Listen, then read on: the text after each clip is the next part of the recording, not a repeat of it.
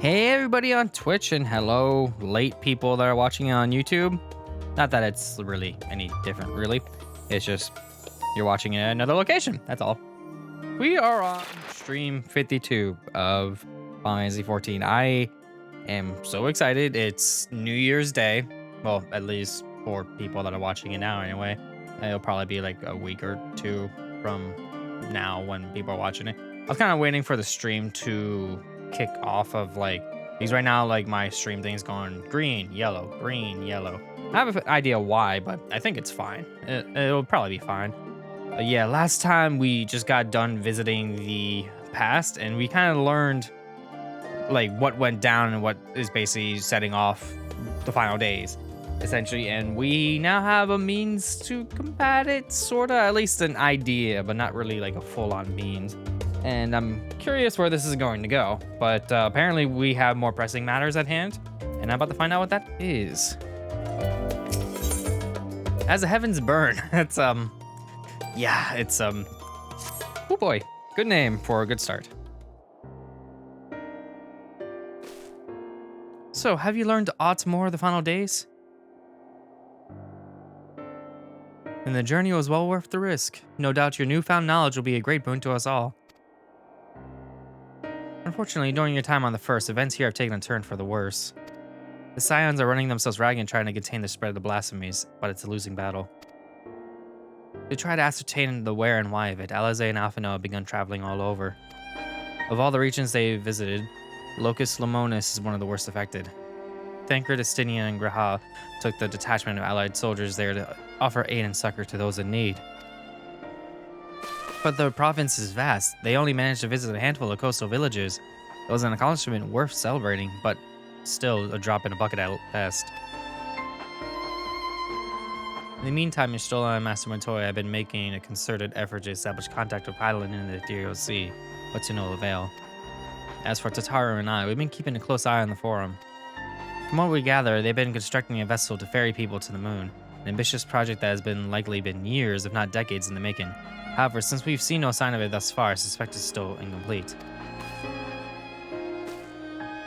You will also recall the proposal issued by Master Foshinol to the people at Razadhan.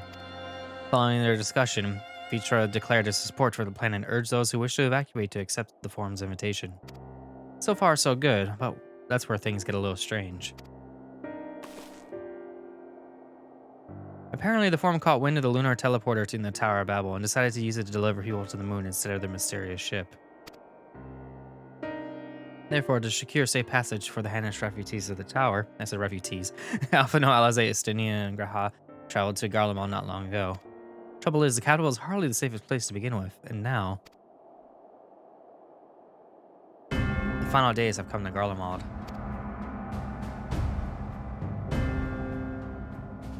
Shortly after our friends arrived, they were sent to rendezvous with Master Fortunal.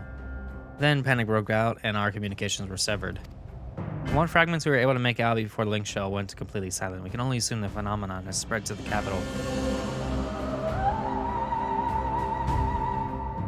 The others need you, Azurius. Please, you must help them.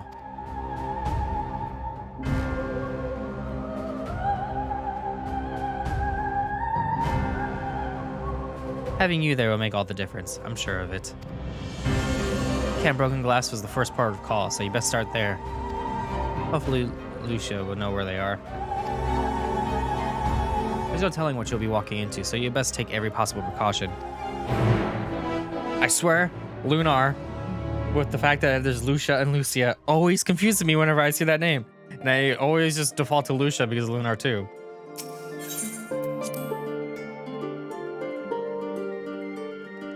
Alright, so I could teleport there, which I'm actually going to do. I don't know why I didn't bother in the first place.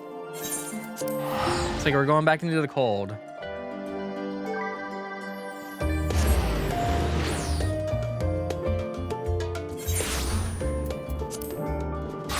Oh yeah, it's definitely here, all right. All right then. Why, hello there. Serious, and not a moment too soon. Skies over Garlemald are our place. Yeah, our place, but the events on the ground that concern me. As you would have heard, your fellow Scions arrived ahead of you. You cut the customary greeting short after we received word from our troops on the Magna Glacius that the farm's airship has landed. It was then that the heavens began to burn. I dispatched your friends at once to ensure the refugees come to no harm. I would have you join them immediately. Additional support is en route, but we'll discuss them later. I trust you are ready to depart. Several cutscenes will play in sequence. Oh, of course. It's always that. See you in about 6 minutes. Maybe.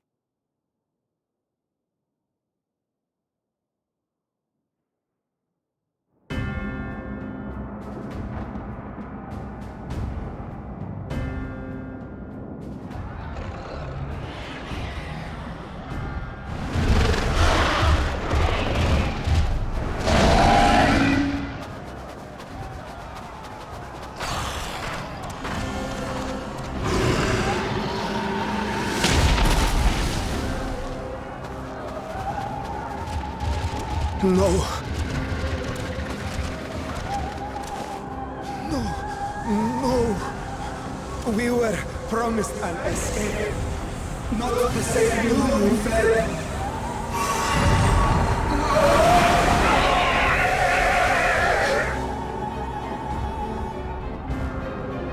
I shall not meet my final days here in this blasted waste.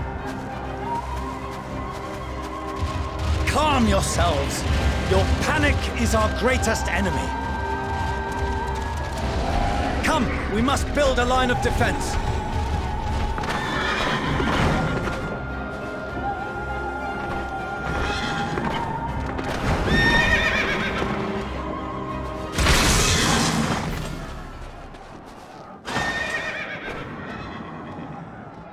How?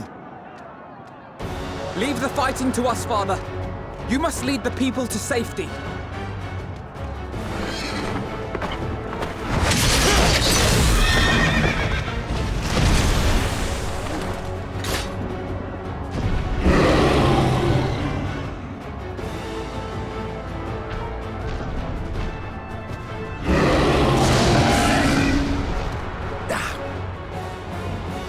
I can handle this pair. You shall tend to the refugees. Let us be about it.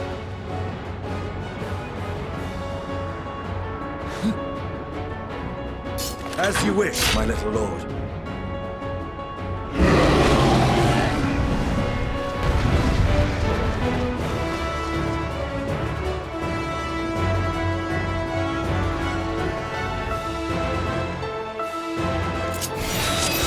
Another RP moment. It's been a while since I had one of these. All right, then. I still don't know how Sage works, so I'm just gonna click buttons. Help is at hand. Let's see, so cure nearby members, restores target's HP. So this is basic cure 3 is the button I'm looking for. Or cure, there we go. S1 restores target's HP, same dealio. This one erects a magic barrier. It restored HP while putting up a barrier as well. All right, now I basically attack, so this one here. And then this is my dot. Leave it to me. And this here is another attack. That's basically my big attack, nearby enemies. Okay. It's a little easier seeing the setup like this because when I first set up Sage, I had no idea what I was doing. Just run, but don't get fearful about it. No, of course.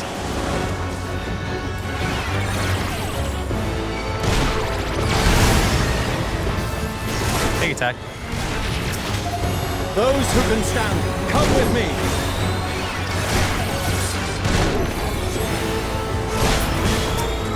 Down, now for you. More. Get out of here. Just go. Oh my gosh, seriously. Easy now. Deep breaths.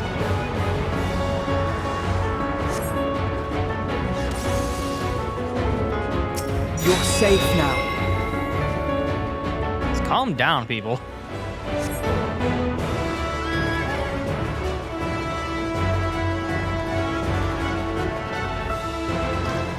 Worry not for the refugees, but for yourself.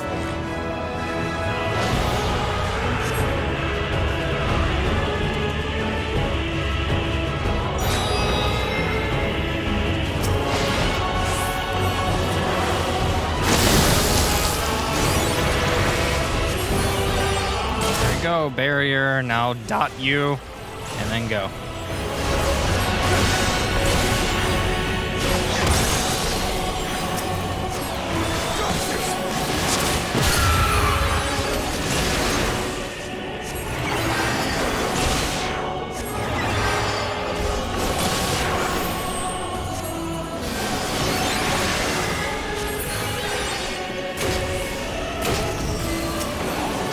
I feel like you would have taken much more damage had you not had that on there.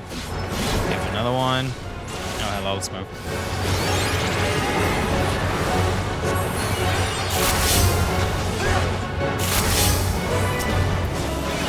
Another dot.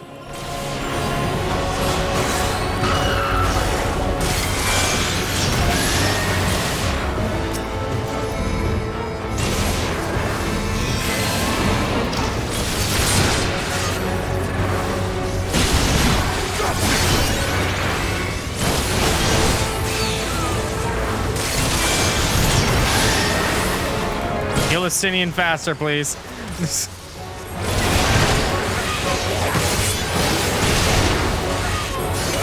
Okay, good. I should have done the Big Bang, but it works. He's still alive.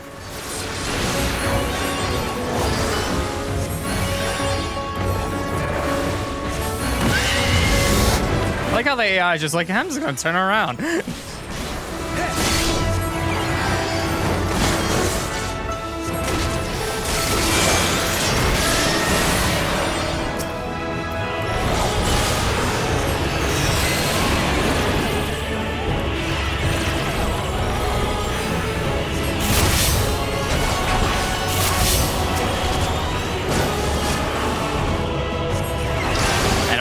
I don't know why I hit two.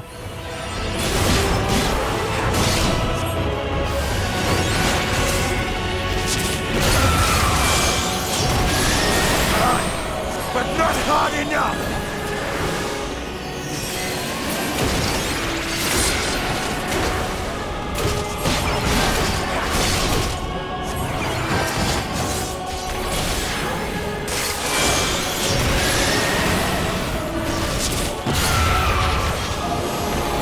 That would do a teeny bit more damage.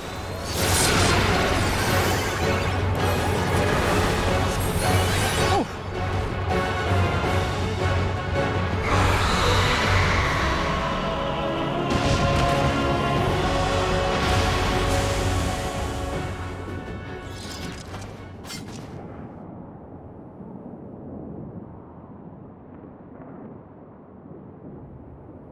Help! Someone, please! What? No.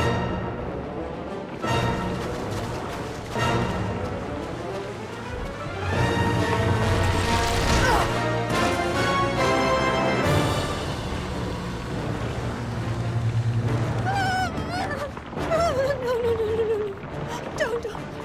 I don't want to die. Forward! Let not a single fiend escape!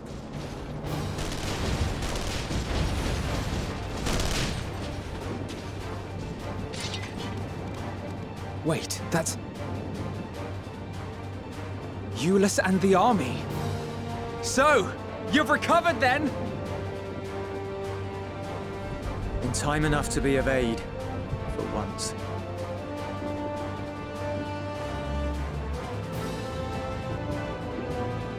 We can speak of it more later.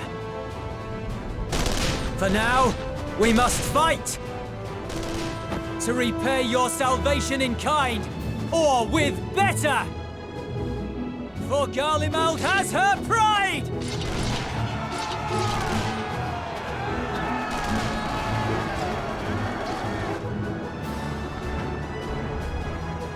Of that I've no doubt.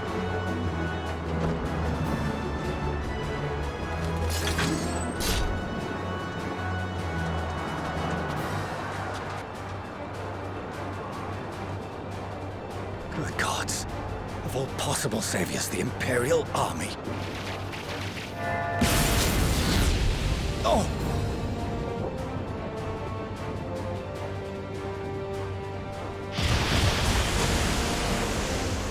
I had hoped to take all of them down at once. Think a withdrawal might be in order? Oh, sod that. You know who would never abandon these people to their fate. To be devoured by their former friends. That'd be beyond cruel. These beasts must fall here and now. Well then, I'd say it's high time we threw caution to the winds.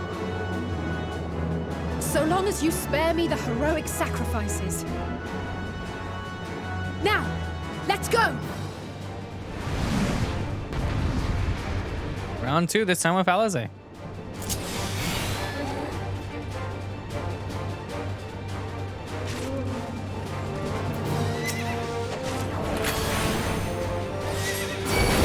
Good thing I know how to red mage. Of course, they do the I'm gonna combine everything thing going on, so I kind of need to look at all my stuff again. It's also been a hot minute since I've been a red mage, so my bad.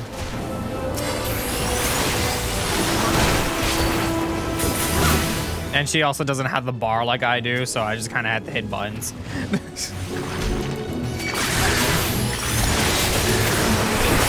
Over here. Here going. There we go. Get my AoE attack. I remember how red mage works. Just took me like a couple minutes.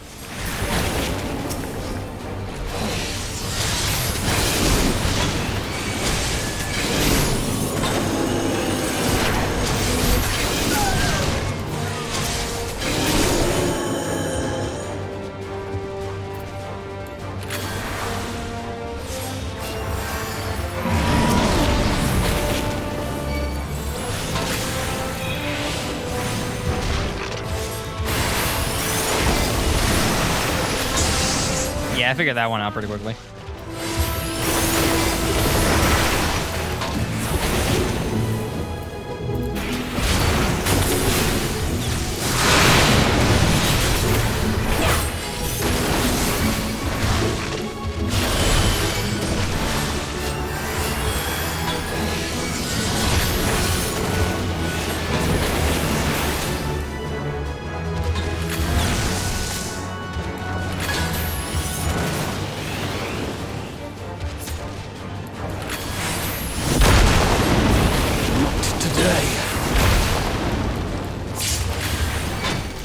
I think I've dealt with that mechanic before.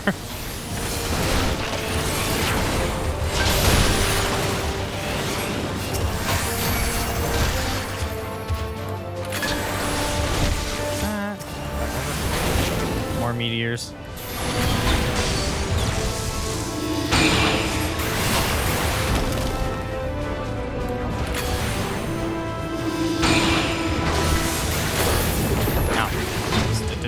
Run over here.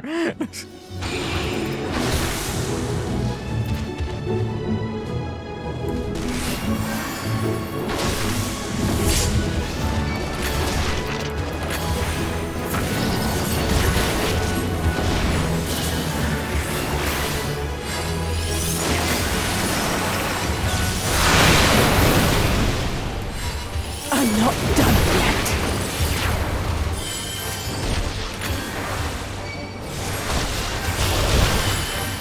There we go. Much better.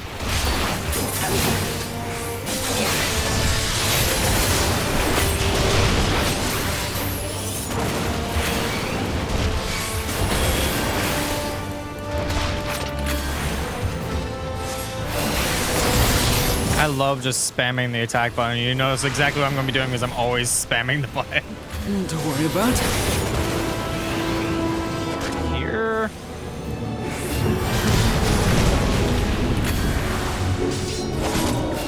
The air crackles with energy. Find cover!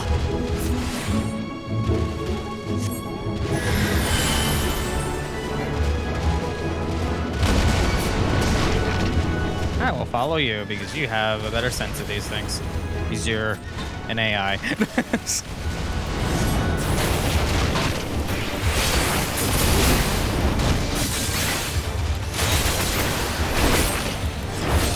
As they say, turnabout's fair play. On guard.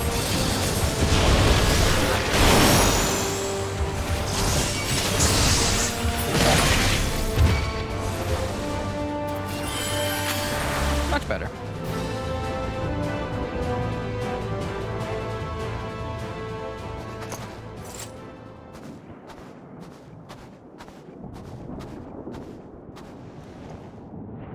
There's not the barest trace of ether. Maybe there really is no way to bring them back.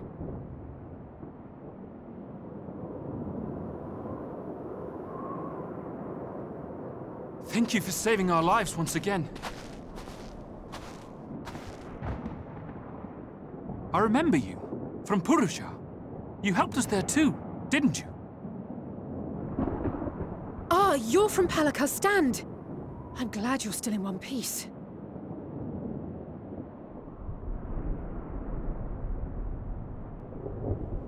Or you will be, once I see to that injury of yours.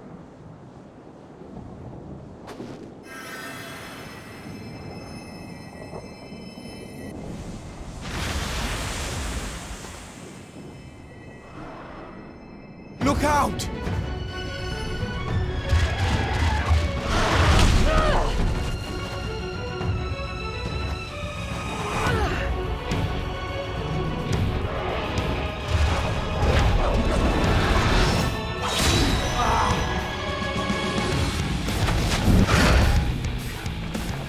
Get out of here!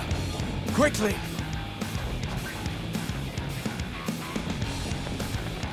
I won't lose them!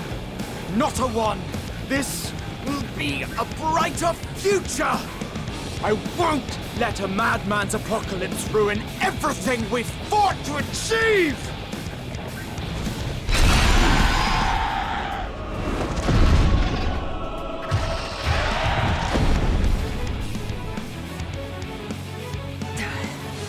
Get it together, Alize.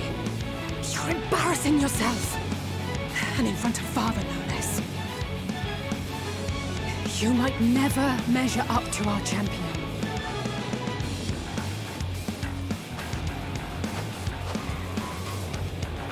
But we ask too much of him as it is.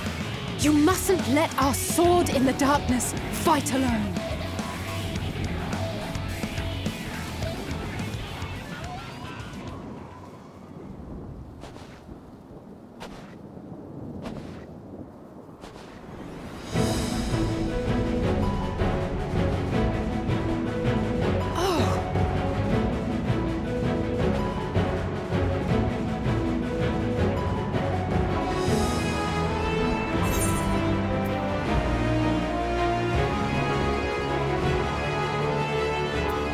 You've done well in my absence.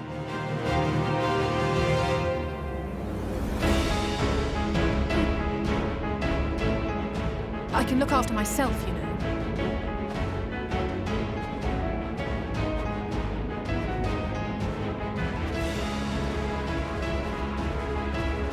Everything's in order, I trust?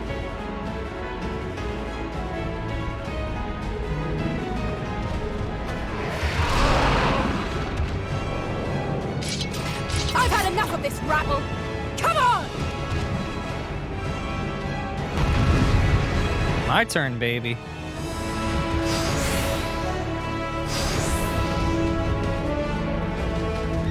Oh, a trio for the ages!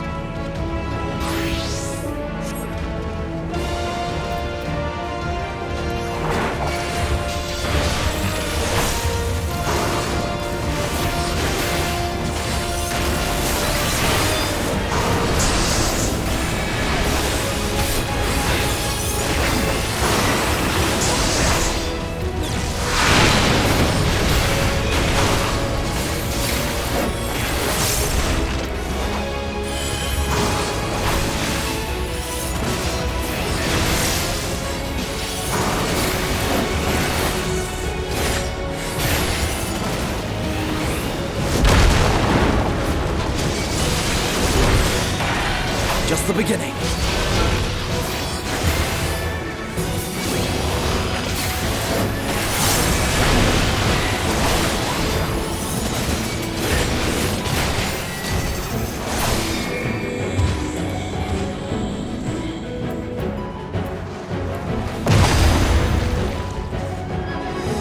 I had a feeling I'd find you here. This should be the last of the worst troublemakers. With me!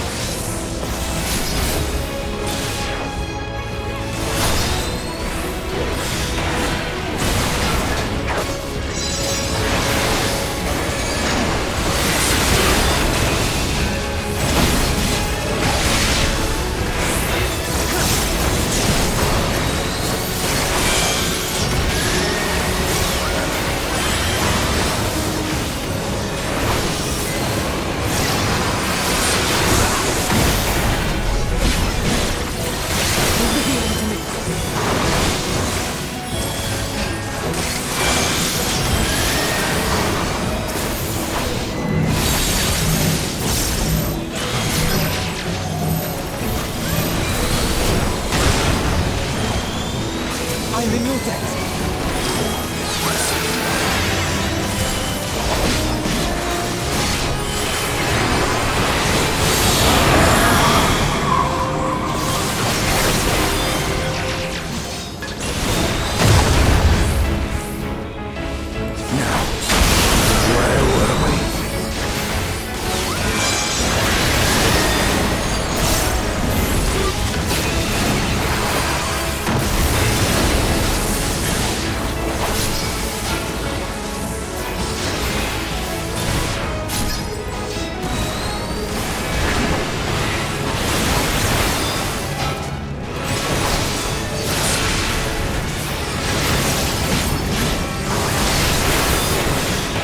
Not even a challenge, honestly.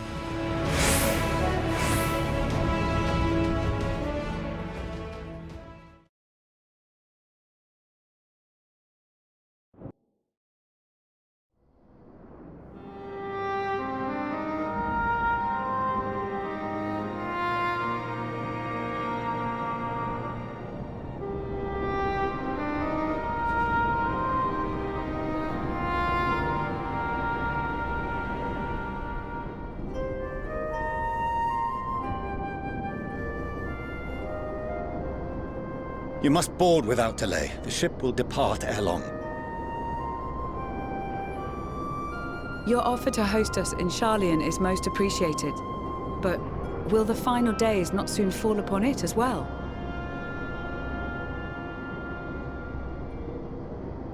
Your hesitation is not unwarranted. The satrap entrusted me with your lives, yet I have failed your comrades. Nor are you wrong to fear that this corruption will continue to spread. I cannot promise you complete safety, even in my homeland.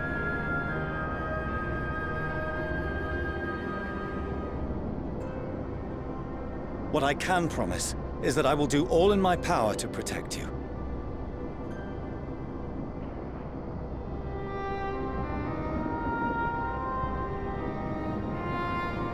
That power is not inconsiderable. Even now, my countrymen are preparing the vessel that will deliver us to a sanctuary on the moon. Join us, on our journey there, and beyond, to new horizons. Come to old Sharlayan. Please.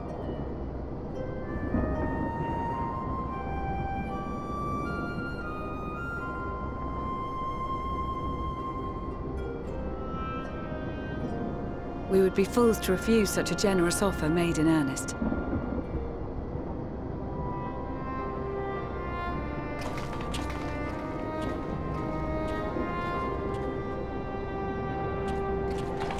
It seems they've a new destination. The people of Radzat-Han have known too much suffering. The march to Garlemald will only bring them more, short though it may be. I quite agree. Fortunately, they have you to look after them. Yes. Well.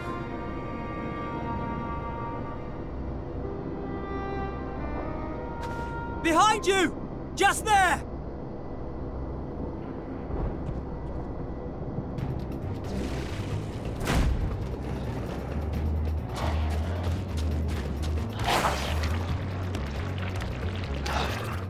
More of them.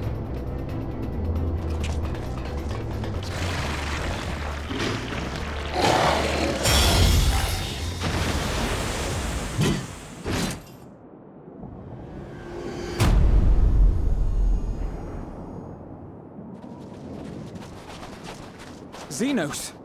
Here!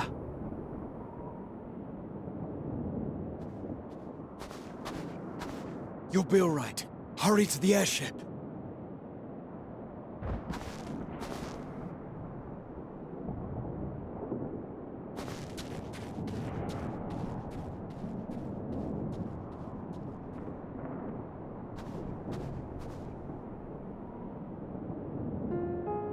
Why have you come? A heretofore unseen beast. 'Twas ripe for the slaying. Poor sport, alas. Unfit to temper my blade. Oh, for the love of... You cannot still be on about a rematch. That is, and has ever been, my sole concern.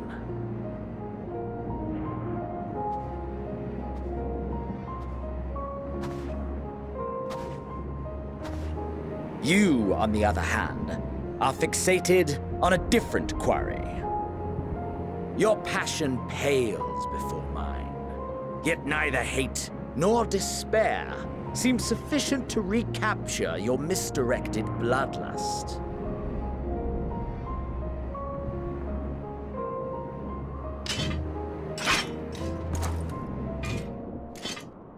So, I hone my blade, and I wait.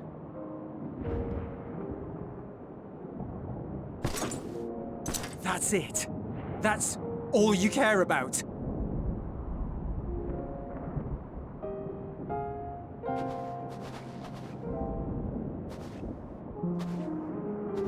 Garlemald is in ruins.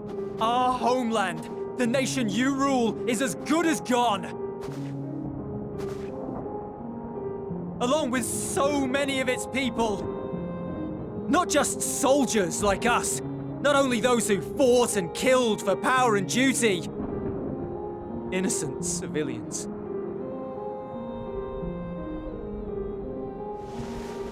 Murdered by their own flesh and blood.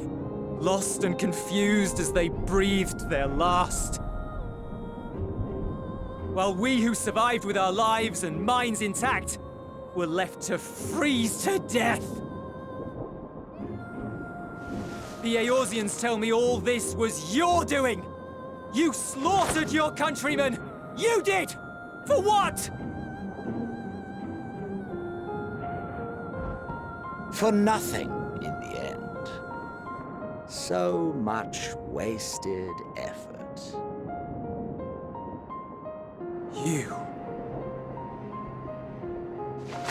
You bastard!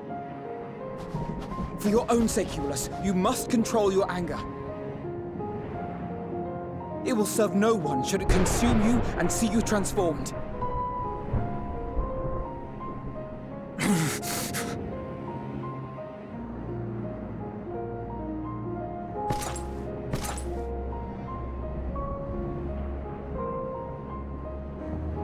Would you be happier had I a good reason? What? If my motives met with your approval, would you no longer resent the outcome? If so, then perhaps a beast's skin would suit you better. Duty, honor, morality. All constructs of convenience when put to proof. Surely the war taught you how easily power becomes the tool of the self-righteous. How the people's justice was merely a means to their ends?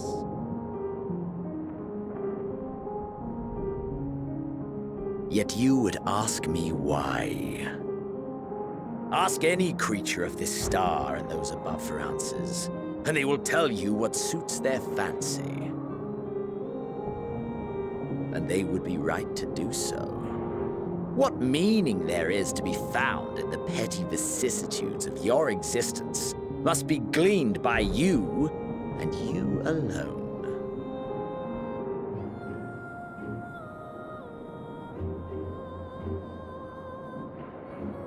Should you seek it in battle in the fruitless pursuit of my demise, then come. Assume your rightful place as a notch on my blade.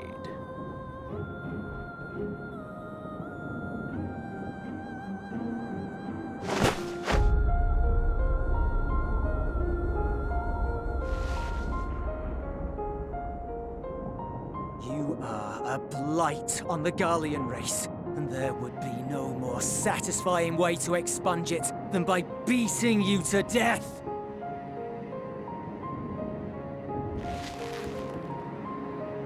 But I will not be party to another tragedy. I refuse to lose anyone else because of you. So go. Go! And may we never suffer your madness again!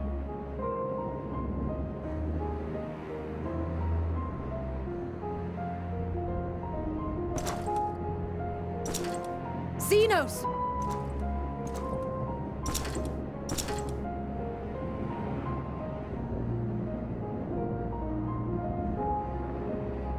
Perhaps you found meaning in living this way.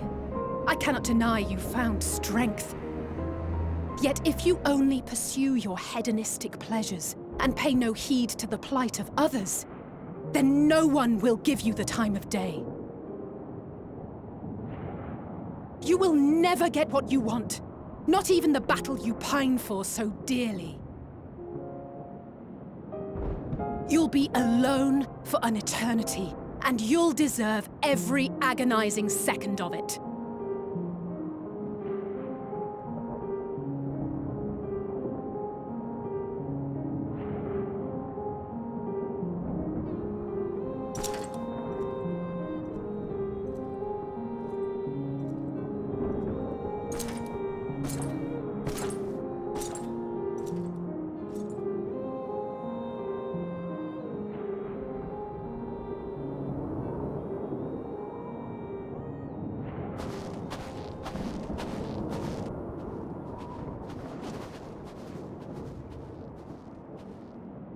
We're ready to depart. The refugee ships will be leaving shortly, but I've asked mine to remain for the time being. There's room enough for you to join me on it, if you wish.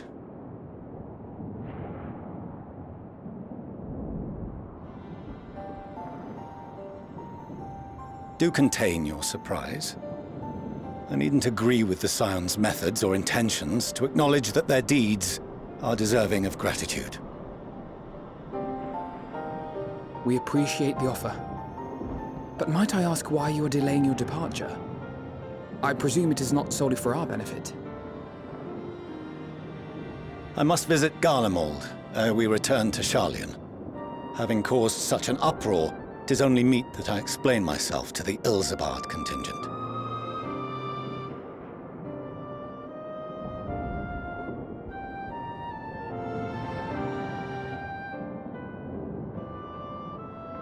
Allow us to accompany you then. We should be glad to facilitate, given our familiarity with all concerned.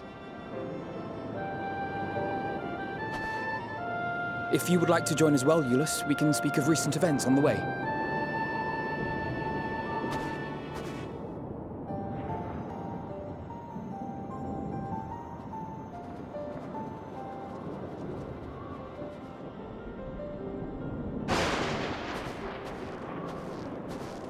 He'll be after your seat on the forum next.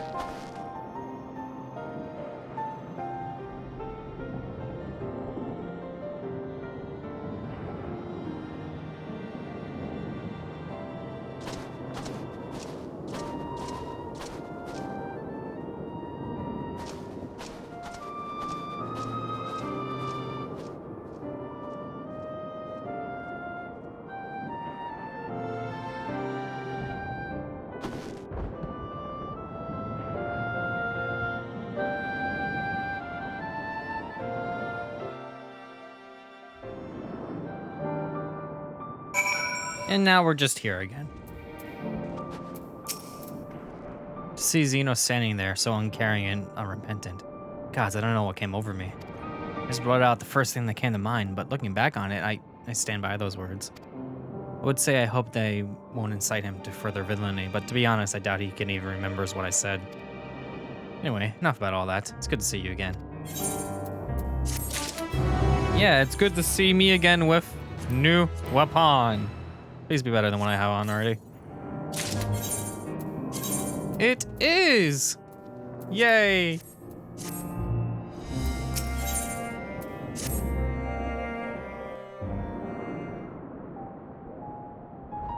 No major injuries then. Good.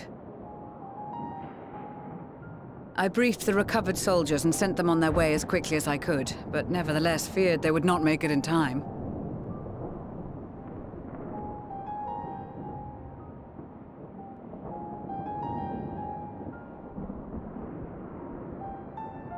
The additional support was invaluable. Your men saved more than a few lives.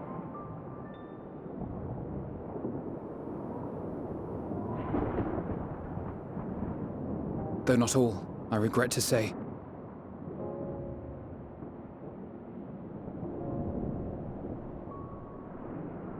I take it that I'm addressing Lucia Junius.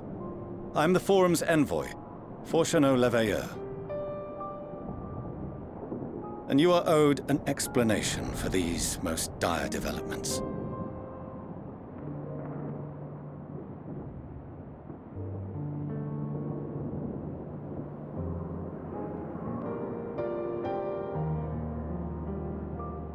Another trial wrought by the final days. I was beginning to suspect as much.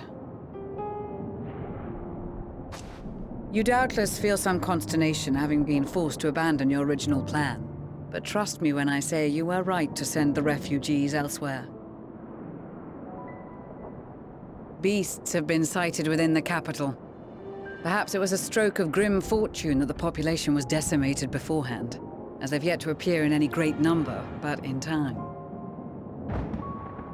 In any case, Maxima leads the remainder of the contingent in an effort to cull the creatures and evacuate the populace as we speak. Once the airships have taken to the skies, I pray your men can be persuaded to join him. You'll permit us to retain our weapons? I wouldn't have sent you after the Scions were I expecting you to stab them in the back. And I, for one, would not consider past transgressions more relevant than future contributions. Regardless of the circumstances that saw us at odds before, we need men of courage now, more than ever.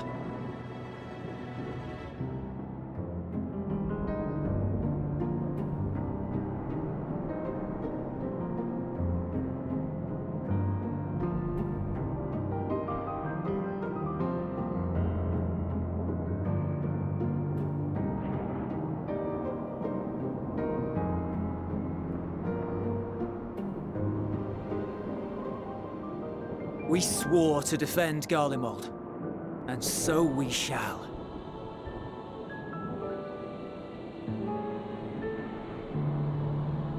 It seems you have everything under control.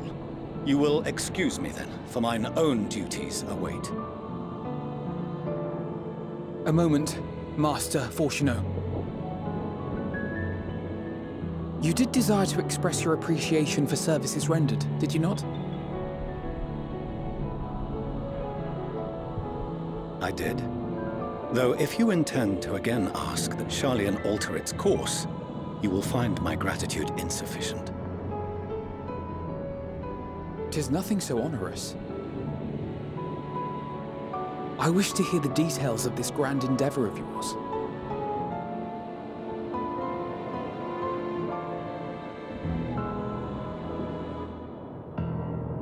Do you swear to listen and to learn, and not to embark upon some scheme to impede us?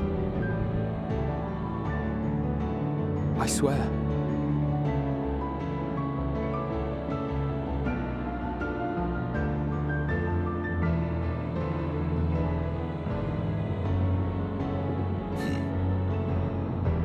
Any other I would doubt, but you I trust to keep your word.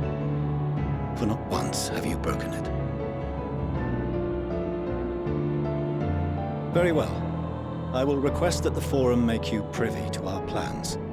You may await our summons at the Baldessian Annex, assuming the decision is in your favor. Does that suffice?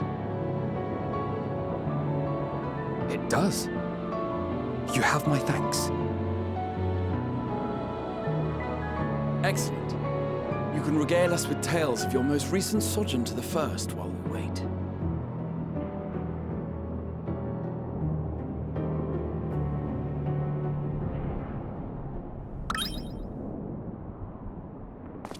Did you hear something just now?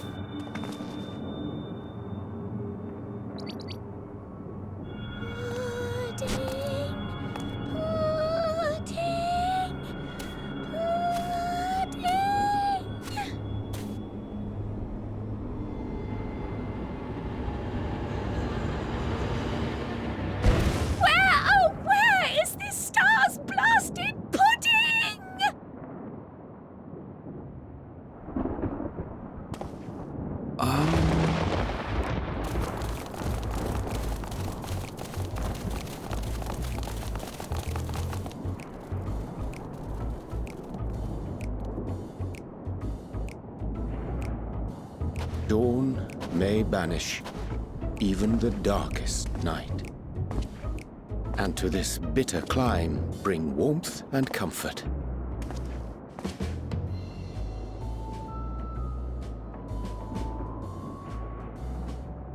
'Tis heartening to see such an assembly upon my return.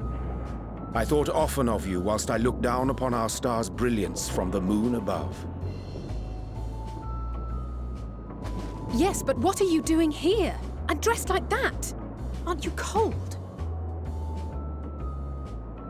Verily, I fear for my health should I proceed to expound upon our purpose ere I procure more suitable garments. Then allow me to summarize. We're here because none of you lot are up there. Nor has anyone deigned to send word about any changes in the plans. It's rude, is what it is. At least that's what I thought at first, but then folks got to wondering if you weren't in a spot of bother, so we decided to take matters into our own hands. Come down here and help, if our help be needed. So she says, but it's also something of a convenient excuse to visit Aetheris. Oyanje made it sound absolutely marvelous. More so before the impending doom, but still. And it's not like there will ever be a better time. What with the aforementioned doom? marvellous, they say, yet not an ounce of pudding to be found. I must suffer Urianger's inferior works no more. Hey! Maybe consider the plight of present company before you go blathering on about pudding and doom? Ahem. As I was saying, should you require any assistance with whatever, we are at your disposal. We were born from Heidelin's love for the lives of this star, so naturally we would much prefer to see them continue. Twiddling our thumbs up on the moon is hardly conducive to that, though, is it? Aye, not when you've all got such precious thoughts and feelings and hopes for the future deserving of more active preservation. Speaking to Urianger made us realize that while we've carried out our duties to the letter, we've failed to fulfill them in spirit. From there, it was just a hop, skip, and a jump towards resolving to do better. So please, show us how. Help us help you.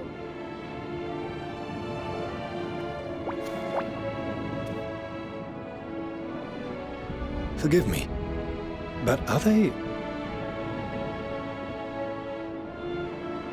Thy distant collaborators, indeed.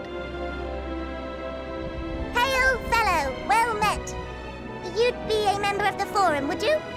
It's an honor and a pleasure to meet you at last. I'm Livingway, Heidelin's right paw. That last bit is very important, as am I, if I may humbly say so myself. I bid you welcome to our star, Livingway. On behalf of the Forum, I thank you for traveling such a distance to meet us. As you have surmised, preparations for the Exodus have not proceeded as smoothly as we had hoped. I should be happy to personally escort you to our headquarters in Charlian, where you may advise us as you deem fit.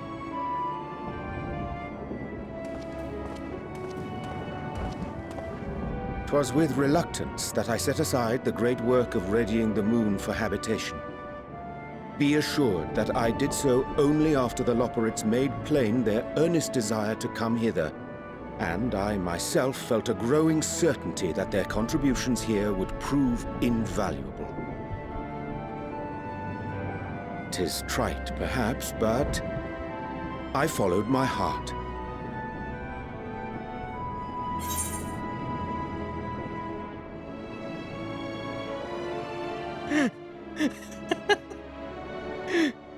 May thy disciples banish this darkest of nights.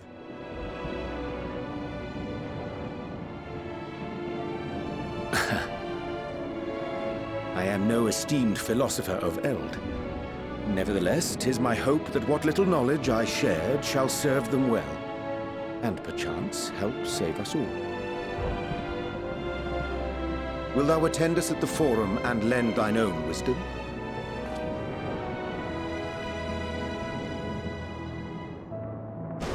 If that's all quite settled, can we start moving before Urianger catches his death? Even I'm freezing out here. Oh, I dare say you'll warm up quickly once you're aboard the airship. Sat shoulder to shoulder with our fur-covered friends.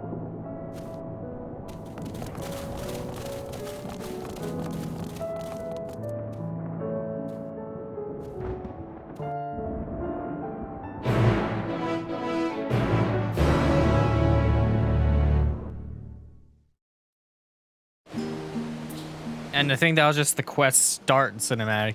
Yeah, I met all the Hummingways earlier, all the Loperites. We've been to the moon already, so we've seen all that stuff happen.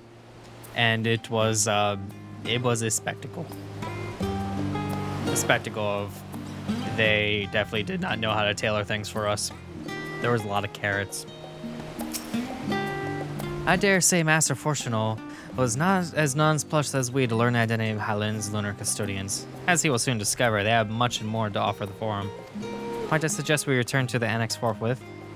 We may yet time to discuss the recent adventures ere we summon to the rostra. We're Where did they put me? Why am I in this building? Why did you put me here? I'd like to view this one particular part, I guess. Also, yeah. Why did they put me all the way over here? It's either I spend 70 gil to just warp to here to get there quicker, or I just run the way.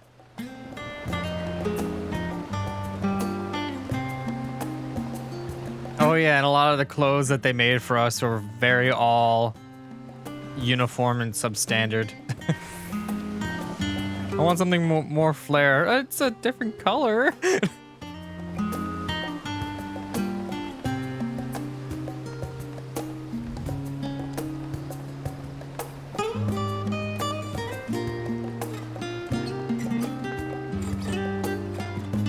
And then the accommodations for like everybody, like the places, needed to be shrunk to at least 1/3 the size so we can actually use beds.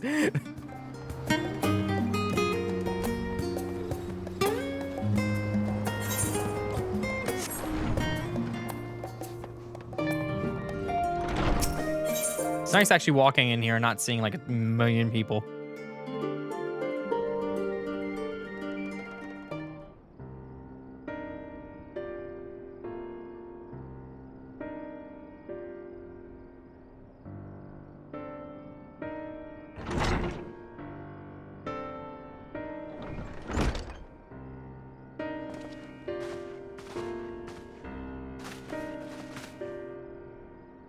Not that I'm complaining, Urianger, but I wasn't expecting to see you quite so soon.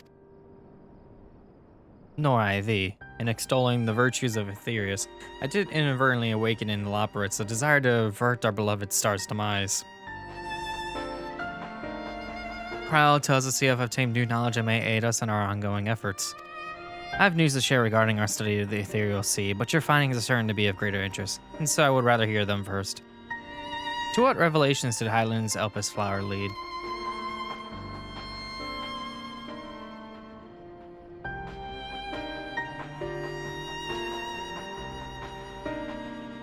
Camera's gonna pan up, fade to black, happens every single time.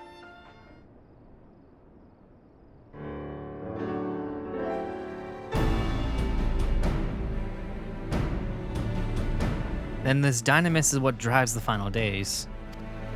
If Fit and Akasha are one and the same, this all but proves Nidhana's theory. We're an entity through sheer force of emotion to channel this vast dormant reservoir into a raging river. Its power might surpass even that of ether. But if our star is so replete with ether, then entity should need to be outside its influence to effectively manipulate the dynamis of the great expanse. Meteon. Or rather, the sorrow and suffering fallen civilizations that she had been hoarding for millennia. Untold anguish and fear and hatred drawn from every corner of the universe, all for a single purpose, the destruction of Aetherius. Then our foe is no longer some unknowable calamity. We have but one aim, to defeat Meteon. You make it sound so simple, but you're not wrong.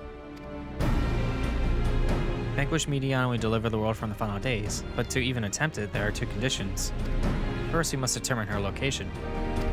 Before Meteon escaped, an enchantment was placed upon her by Vana, a woman who would become Hydaelyn.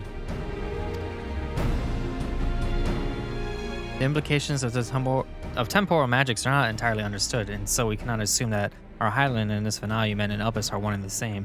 Nevertheless, due to her intrinsic qualities as an all-powerful being, which Hydaelyn possesses the knowledge we seek. Whether she would share that knowledge with us, however, remains to be seen. After all, she intends for us to flee Aetherius, not to stay. Do you suppose she has abandoned her pursuit of Meteon? Then I know we'll never give up.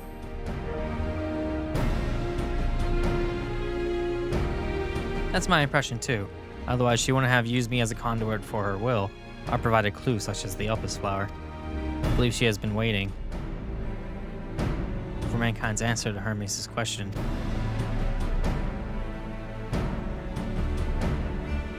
So, what's the second condition? We must find a means to reach Meteon. The ship they're building! Naturally, our chosen method will depend entirely upon wheresoever she has made her nest. I almost said rest. Close enough. The communing with Hyland must by necessity come first. Did you and Master Matoya have any luck with your investigation into the Ethereal Sea? Sadly not. Though we enlisted the help of Arnvald and other Echo-blessed allies, we couldn't detect so much as a whisper from Hyland, even from within the anti-tower. Master Matoya is of the opinion that in the years since abandoning it, the Forum has found some other method of receiving instructions from Hyland. If so, it most likely could be a former apparatus for observing the Ethereal Sea, built closer to the home.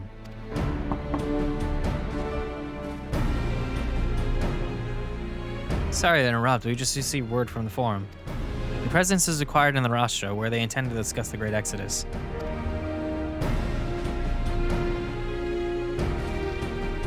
Then Father was able to persuade them.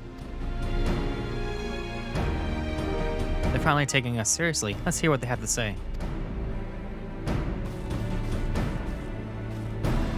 I don't know about the taking us seriously part. But yeah, off we go.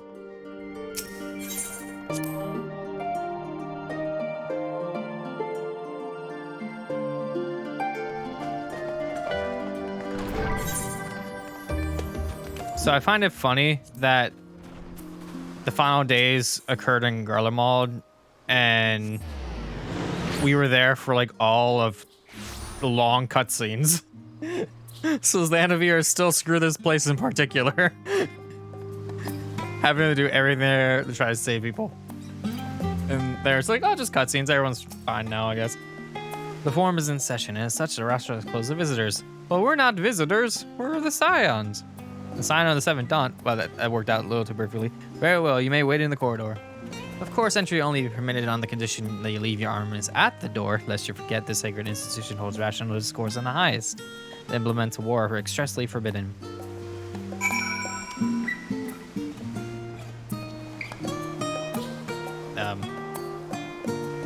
Where's the desired look? Oh, in the building, duh. Didn't realize that, I can actually head inside. Whee! Whee! Weapons are forbidden as I walk in with weapons. They'll probably just make my weapons, like, invisible in the cutscene, because we can just do that on a toggle anyway.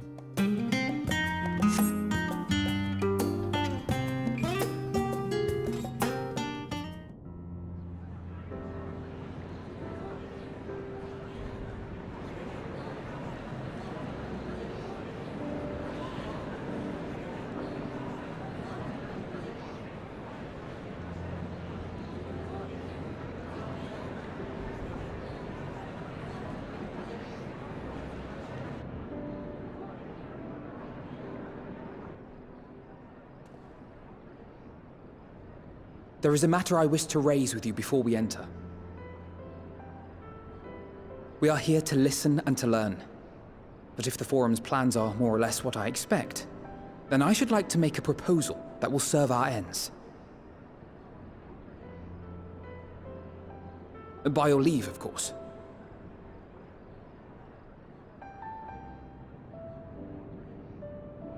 I don't see why not. Your words and wits have gotten us this far. Agreed.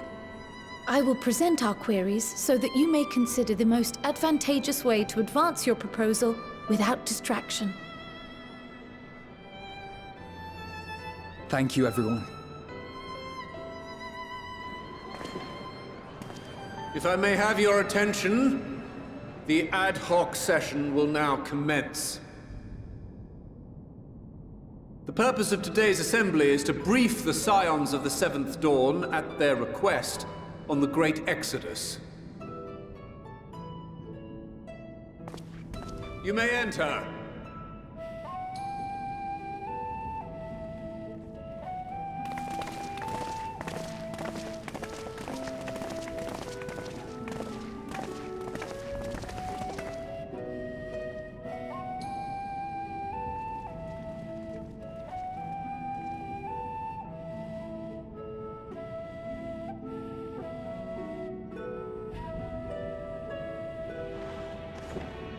On behalf of the Forum, I commend your heroic actions on the Magna Glacies. We shall not soon forget your service to us and the people of Radzat-Han. The Satrap, whom we have informed of the refugees' new arrangements, sings your praises as well. As an expression of our gratitude, we will endeavor to answer your questions as fully and openly as we are able. Then let us begin. First, it is the Forum's objective to ferry the life and knowledge of this star to the moon. Am I correct? You are. It is for this purpose that Sharlayan has labored these many long years. We have collected biological samples and scientific records from across the star. When the time comes, they will be moved from their places in Labyrinthos and Numenon and conveyed to safety. Once that critical task has been accomplished, we will begin transporting the Sharlayan citizenry, which has been categorized into groups. The earliest arrivals are to ensure hospitable environs for those who come after. Following our people, we will send those of other nations in turn, beginning with our allies. Radzat-Han was foremost among these, but since the final days have already come to Thavnair, we saw fit to include the refugees with earlier groupings. An ambitious plan. You have accounted for the safety of all nations and tribes, then? As many as we can. And how, pray tell, do you decide who to leave behind? To journey beyond the sky is an unprecedented and immeasurably difficult endeavor. Introducing sources of inevitable conflict would condemn all to certain death.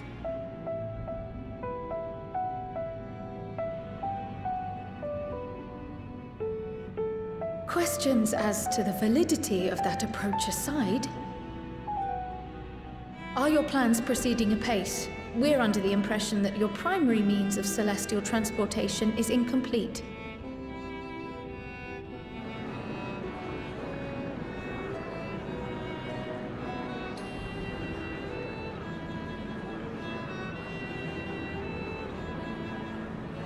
If only in that it does not meet our optimal parameters, that is correct. This Ark, as some have taken to calling it, is fully operational and could be launched even today. However, the final days have progressed more quickly than we anticipated. At present, the ship is incapable of attaining speeds sufficient to meet our evacuation targets. Should we put the vessel into service, as it is now, we will be unable to travel to the moon and back quickly enough to complete the necessary number of trips. Precious lives and knowledge will be lost. Seven hells. Is there anything to be done? The ether burner, the primary means of propulsion once the craft is in the space between stars, is undergoing testing to determine whether it can be made more efficient. Though cargo is being loaded for the initial phase of the Exodus, we are prepared to continue our experimentation up to the day before launch, should it prove necessary.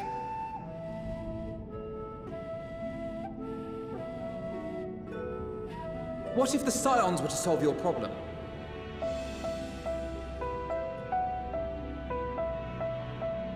We shall help devise a means to improve the ether burner's efficiency, on 2 conditions. If we succeed, you must allow us to meet with Hydaelyn.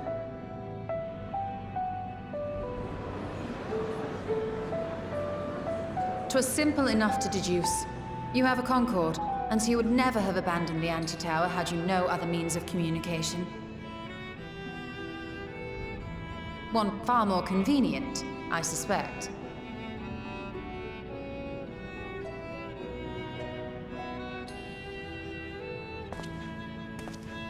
The second condition, also to be met upon our success, is that we be permitted to propose another use for your Ark.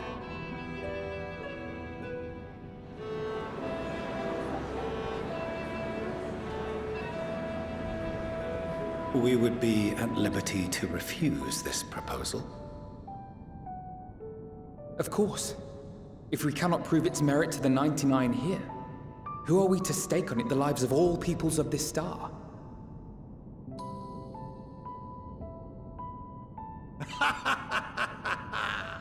Delightful as always, Master Alfino.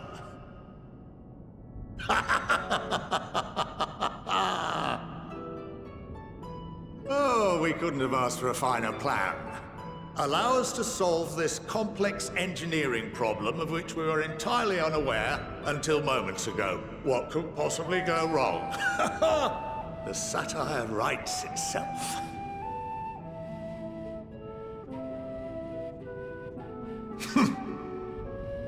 Yet, what field has not benefited from a change in perspective?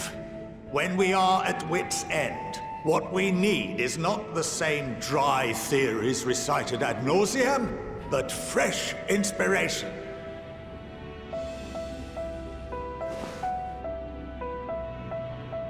I, for one, have faith in my erstwhile students to provide it, and I find their terms to be perfectly acceptable.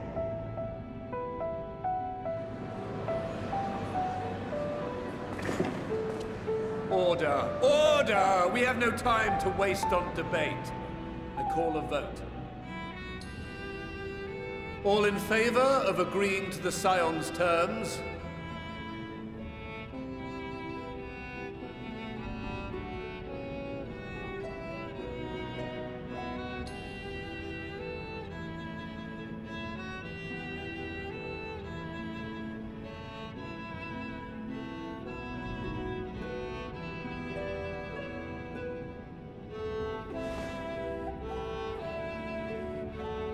"71 in favor, 28 against. The ayes have it. Fortuneau, as the architect of this project, you are the best candidate to show them its current state. And bear in mind that regardless of your personal misgivings, this is the will of the Forum.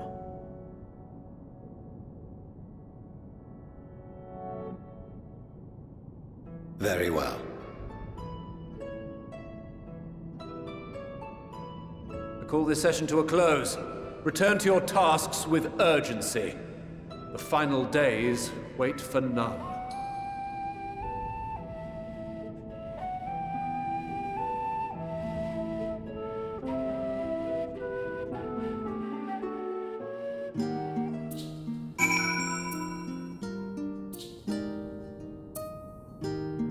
Politics and debate have never really been my strong suit, so I'm glad that I don't do the talking in these scenes.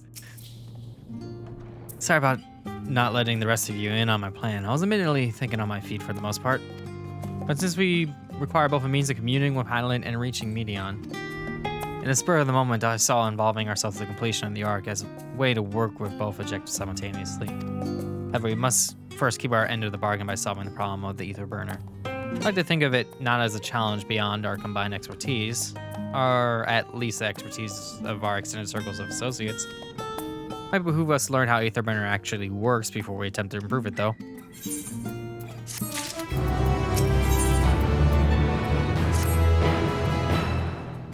As instructed, I shall take you to see the Aetherburner. Meet with me outside the Archeon. I trust you can make your own way there.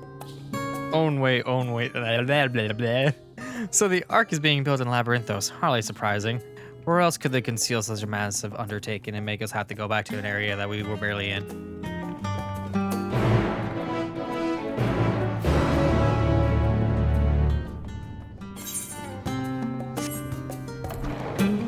Alright, well, let's make our way there. And I just realized I had my weapon out.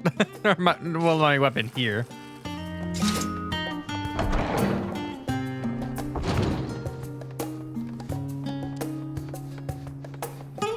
I don't know why I keep calling Thavnir Thanavir. I just realized I said that earlier and I said Thavnir. I'm like, wait a minute. I don't know why I'm walking here when I could probably just as easily just not walk there. Just teleport, because that probably would have been easier. Well, let's see, where is... Okay, yep, okay, I'm teleporting there. Just teleporting the rest of the way. And that's why we couldn't go down the elevator earlier, because the elevator led to there, which more than likely houses the Ark. Wonder how big the Ark actually is. If it's even really that big. Our destination lies on the lower levels. I almost said tower levels. The Forum, in its wisdom, has granted you access to the Archeon's lift. Finally, step inside and have Ophaline take you to the medial circuit. Bleh. Words.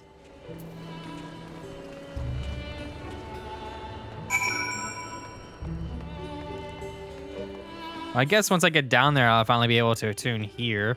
And then after that, I'm probably gonna go here. So that's 2 areas. In accordance with Exodus, blah, blah, blah, blah. Oh, wait, I don't talk to you. I talk to you.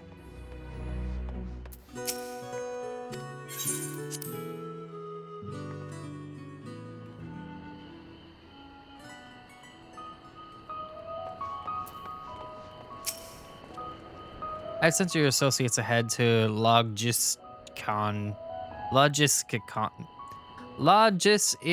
Alpha. Logisticon Alpha on the other side of Mural Ergonomics. Words. Actually, there's something I have been meaning to. No, never mind. It can wait. Let's attend to the matter at hand.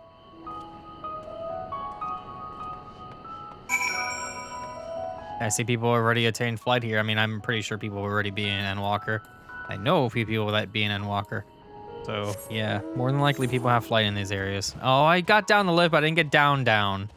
So where am I going? Oh, I'm going down now. I just gotta go around. Okay. It's too bad I can't just jump here and be like, I'm there!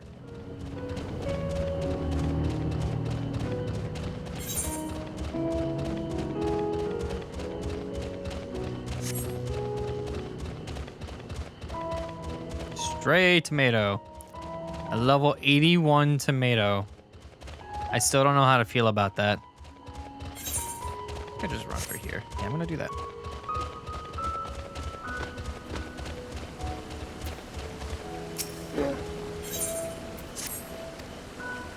Let me pick this up while I'm here so I don't have to come back here.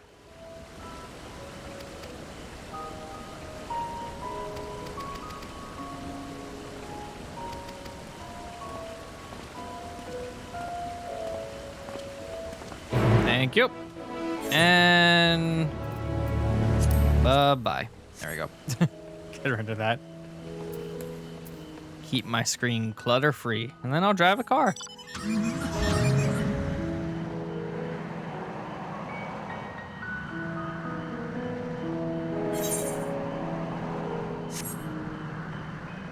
Stray egg.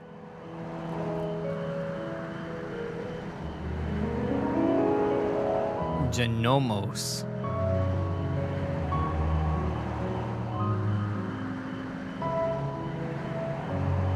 This place is kind of neat though, since most of it's artificial, even down to the sky. I think it's like an AC unit. Okay, am I going in the right area? It looks like I am.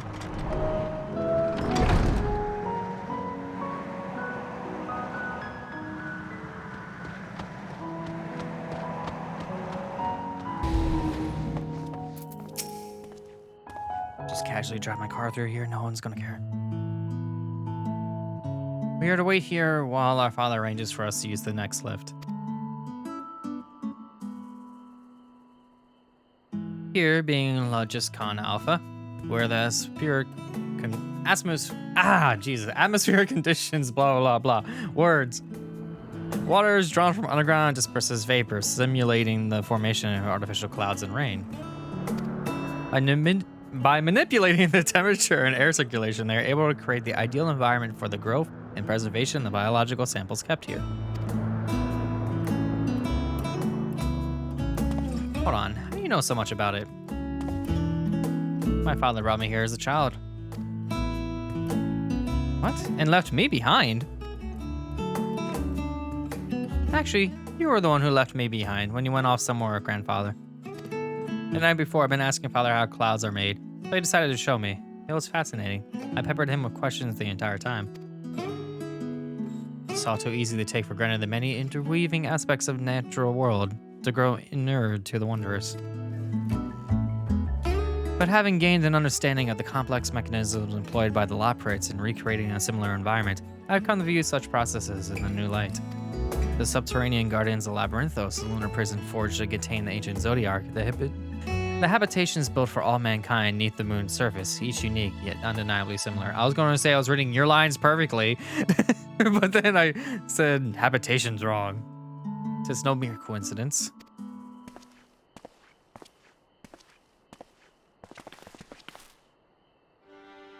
Ever since Highland unfolded to us the grim fate that awaits Aetherius, every essential resource we could spare has been delivered in Labyrinthos in preparation for the Great Exodus. But that is not all. It is also a testing ground for the technologies that allow us to settle on distant stars. The Loporrits have endeavored to make the moon inhabitable. That is not our final destination. Mankind must learn to propagate life where there is none, to thrive where all is barren. The last time is not on our side. I've arranged for you to all enter the central circuit. It is there that most of our preparations for the Great Exodus are carried out, the construction of the Ark among them. While our plans have been made public, access remains highly restricted. You, however, will not be subject to said restrictions, and will have free reign to come and go as you please. Such was the will of the Forum, after all. We will prove ourselves worthy of their trust, your trust.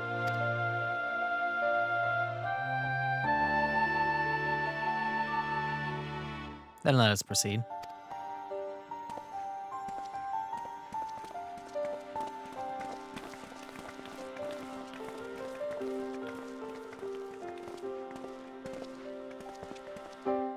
We finally get to use another elevator. By decree of the Forum, the signs are set down per minute. Enter the central circuits. Yes, please. Oh, I would just pass the farm. I should have checked out the grapes. I heard they patched that. Well, there might be more grapes down here, maybe. I don't know. I'll take a look. The ether burner is being constructed not far from here. Overseeing the work is Kokol Dankol, whom the forge is named. Once the necessary introductions have been made, I shall leave you with him to discuss the particulars. This way.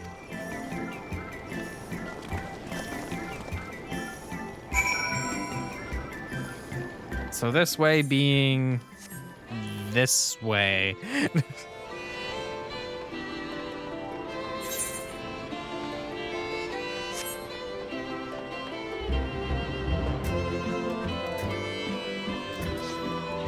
Makes me wonder if the sky in here at some point, even though this is an artificial sky, it makes me wonder if it'll turn red just because of like stuff going down and stuff. Is there another farm in this area? All I know is that there's gonna be stronger enemies. You're level 88 stronger enemies. Why am I walking? Get in my car. There we go.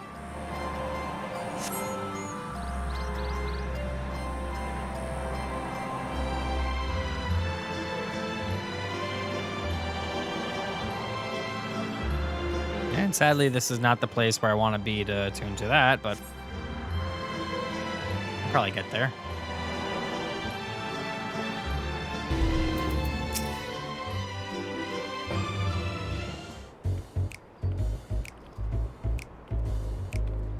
I could swap them out. No, been there, done that. Damn near lost my eyebrows. Think, Kokol, think! We'd be well on our way to paradise. Visionaries patting themselves on the backs for their grand accomplishments if you'd only think! Yes, that does sound rather lovely. Yeah! I mean, Master Force, you know, what a pleasant surprise. We're not blasting off already, are we? The schedule remains unchanged, for better which is why the Forum has elected to accept assistance in resolving the ether burner conundrum.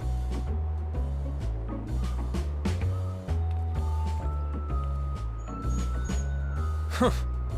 Not seen you lot down here before. There are Archons among their number, but engineering is not their expertise.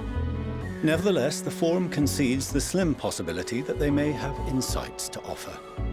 If not, you are at liberty to return them to the surface, by whatever means you see fit. I assure you that won't be necessary. Now, about your troubles with the ether burner. Aye, aye, I'll walk you through it. Suppose I could do with a change of pace. As the name ought to tell you, the ether burner burns ether, ambient or otherwise, and transforms it into motive force. Think of it like a giant bomb that never stops exploding. Even out in that black void where the ether's right sparse, it's strong enough to move our arc. And it probably won't kill you like an actual bomb.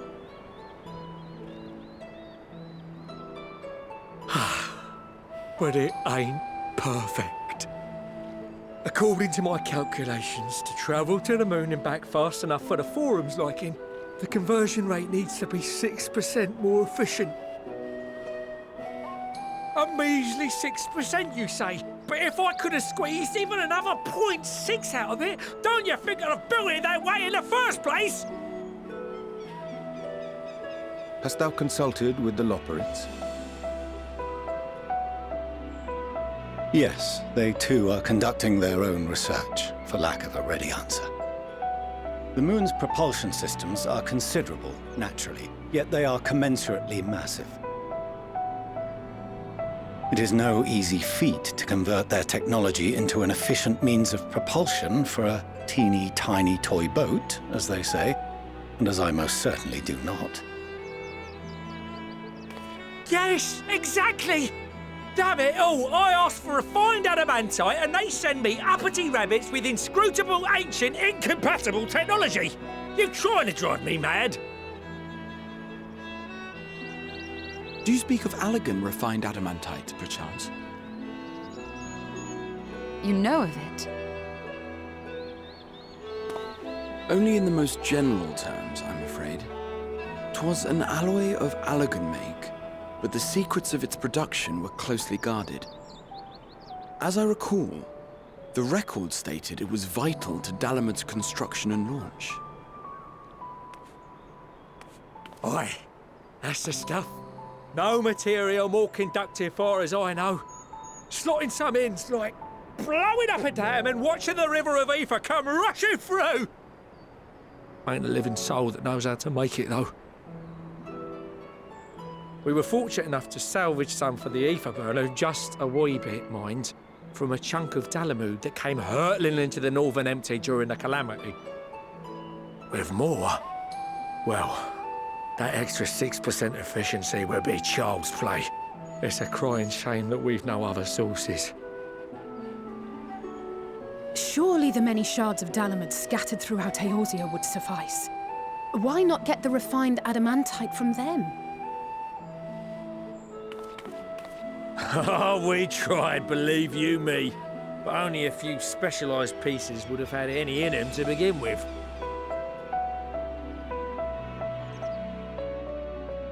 Drive calls from Ragnarok-class internment hulks. Those are the prize bits we really need. According to the Gleaners, getting to them means delving deep into the shards. And the defences are still very operational and very eager to blow them up.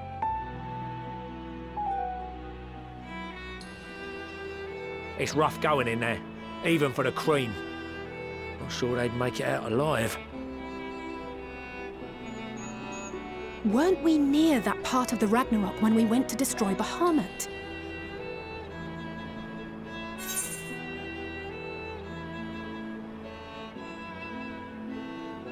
You want me to go and fetch the what's-its?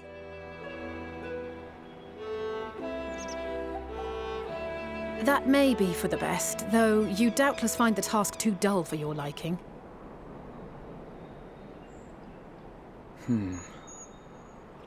There are multiple internment hulks in Eorzea alone, so handling this ourselves may not be the most efficient option. Rather, if we could salvage adamantite from the shards simultaneously... Thancred, is the link shell we established before you went to Garlemald still active? Of course. The floor is yours.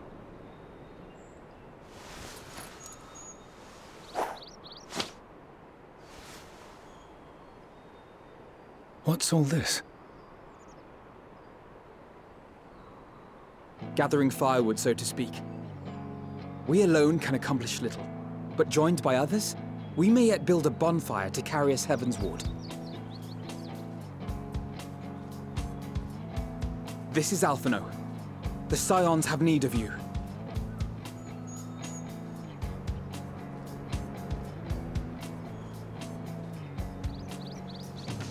Understood. I will contact the Lord Commander and dispatch our finest at once. My sisters are somewhat preoccupied with the final days, so I will lead the 12-foot expedition myself. Are you aware of any other sources of refined adamantite?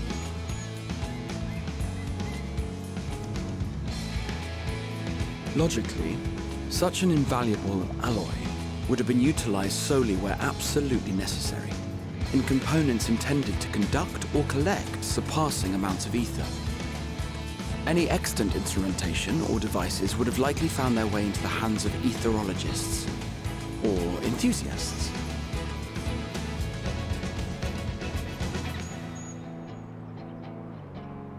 Magical artifacts of Allagan design? The Eastern Alliance will send word to one and all. Are there other ways we may offer aid? No shards of the Lesser Moon scar our soil, but our stake in this cause is no less for it. Is there anything in Othard that might be of use to you? What did you say? Oh, you got friends in far places, lad. Anyway, if you're offering, I wouldn't say no to one of those Far Eastern sacred relics. Some of them can hold enough ether to summon a whole damn primal. Find a source like that with the ether burner, and 3, 2, 1, kaboom! I gather you heard his explosive enthusiasm. Might you secure us a suitable relic? It shall be done. I know little of machines, but I promise we will do our utmost to gather the materials you need to finish your starship. I am glad for the work, in truth. Better to busy oneself than wait and fret over disasters foretold. Then why are we all still standing about yapping? There's plunder for the taking, and I'm a born plunderer. I'll be an old Charlian before you know it. Start mixing the grog. I'm certain that can be arranged. Thank you all, and do be careful. Just like that. Aye, just like that. Our refined adamantite is on its way. Now let us consider our next steps, shall we? There's yet much to be done.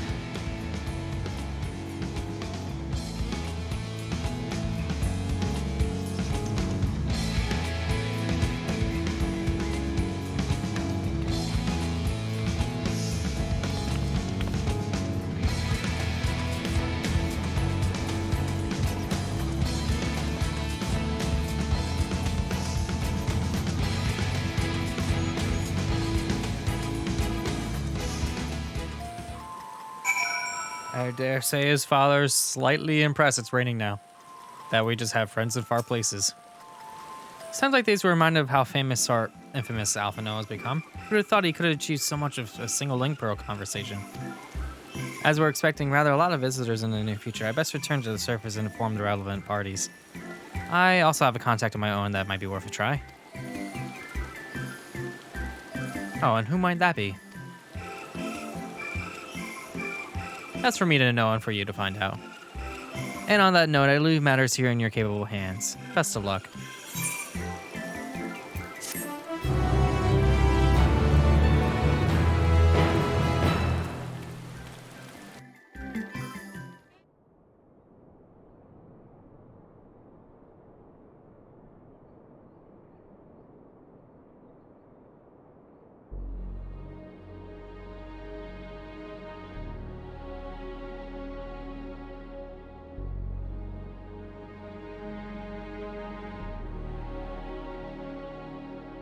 course of action is clear.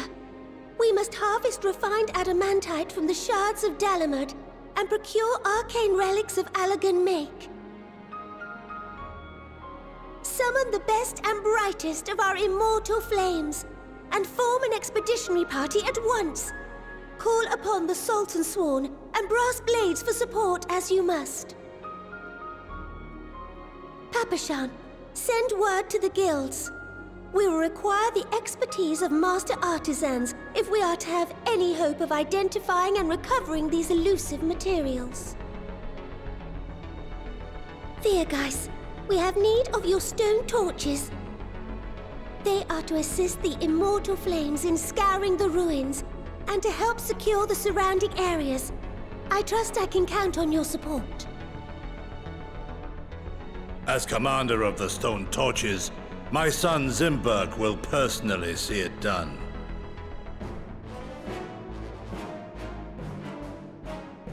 Pippin, I would have you lead the raiding party. Assemble your finest, and with Tizona's blade, clear the way. Lord Lolorito, I pray you take charge of the search for Allagan relics. Surely you know of some being traded on open or clandestine markets, or sleeping in collectors' vaults. Of course, I ask not that you do this out of the kindness of your heart. By all means, profit on the transactions. I wish you the joy of it. The final days descend upon our world. If circumstances are truly as dire as they say, Uldar's best efforts may be for naught.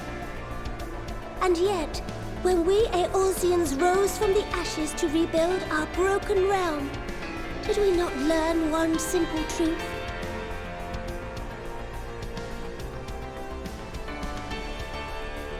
That which seems all but impossible to overcome alone may yet be possible if we stand together. It was the Scions who united us then, and it is the Scions who call upon us now. Uldar will answer that call. We will summon our courage and join the fight for our world's future. You know your duties.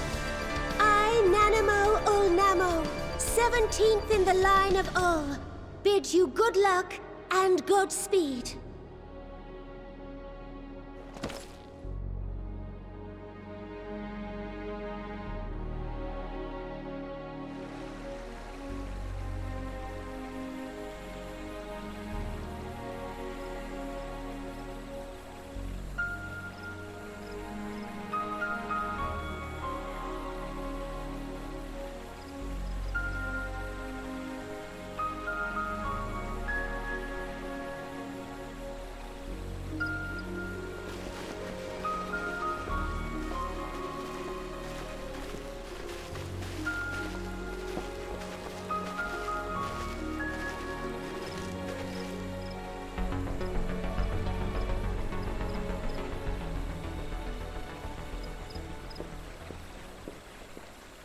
We fielded a goodly number, but our ranks are heavy with healers, and an abundance of restorative magics will be of little help in destroying Dalamud's defenses.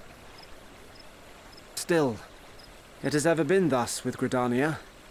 We must steel ourselves for a protracted engagement.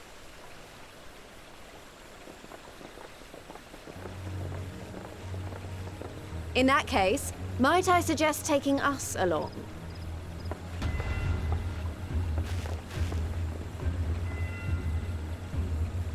Commander Hext, what are you doing here? None of the shards in Girabania are big enough to hold an internment hulk. So we said to ourselves, why not lend our neighbors a hand? We thought you might be short on people with a talent for breaking things. While it pains me to admit it, you are right. Our artificiency is so plain to see. It might have been a lifetime ago, but I was once one of the Scions assigned to the Shroud. I know this forest well. I know your people. And I know we will be stronger if we fight this fight together.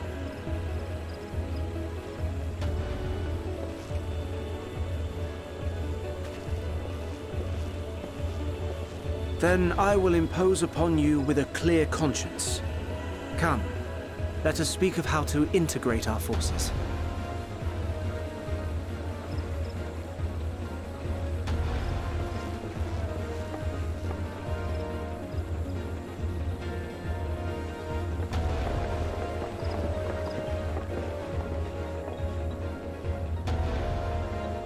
I won't let it all be for nothing.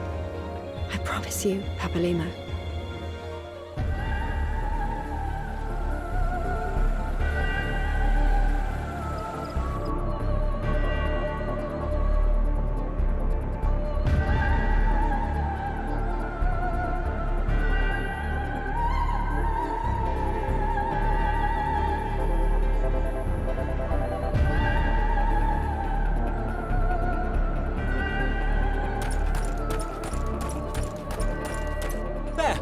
There you are!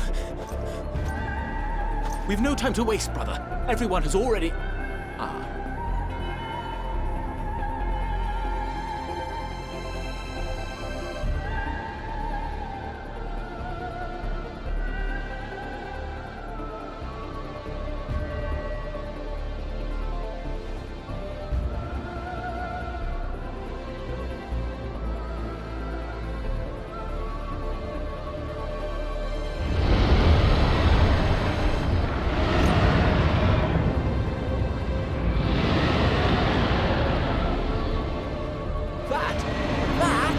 A roar! A dragon's roar!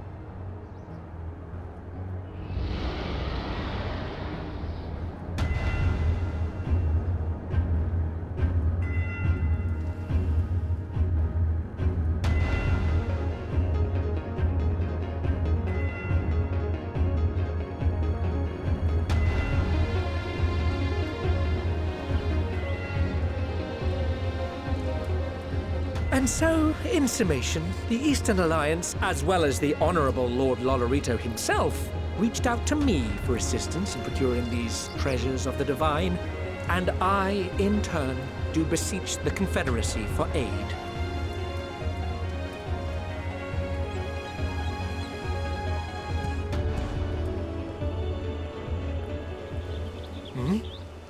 Is that...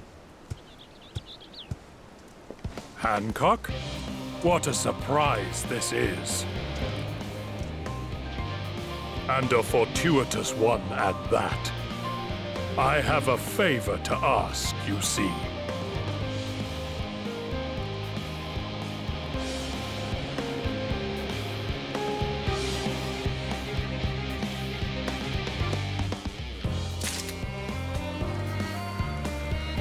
So many meanwhiles. Now we finally get to accept the next quest. Though our friends are searching for refined adamantite and sacred relics, we will only know if they meet the requirements once they arrived. In the meantime, is there aught else we might do to be of service? You've already done more than enough. If I had to say, though, I could use someone who knows a thing or two about elegant technology.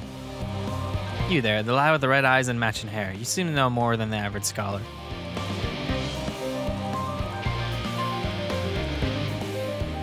If only Master Coco knew how right he was. All he and Graha. There. That's not much for rapport. Why don't we help with preparations for the Great Exodus? Indeed, this would mean going above and beyond our terms of our arrangement, but I propose this not to curry favor. As confident as I am, we will succeed. Must be ready for every eventuality. This will be an opportunity to familiarize ourselves with the logistics of traversing the Great Expanse. We have nothing else that beats twiddling our thumbs while we wait for the adamantite.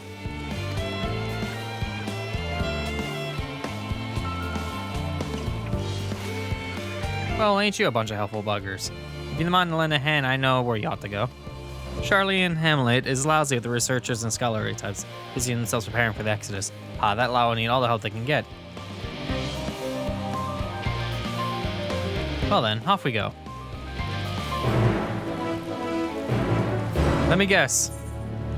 Yay! I can attune soon.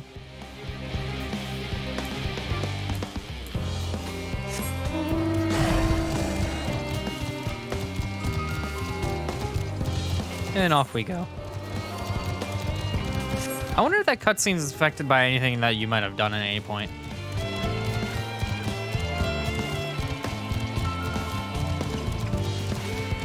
I mean, obviously there was the Bahamut one because that I did after the fact. So if I haven't done that, then Alice, they wouldn't have brought that up. And I wonder if there's any other ones for that.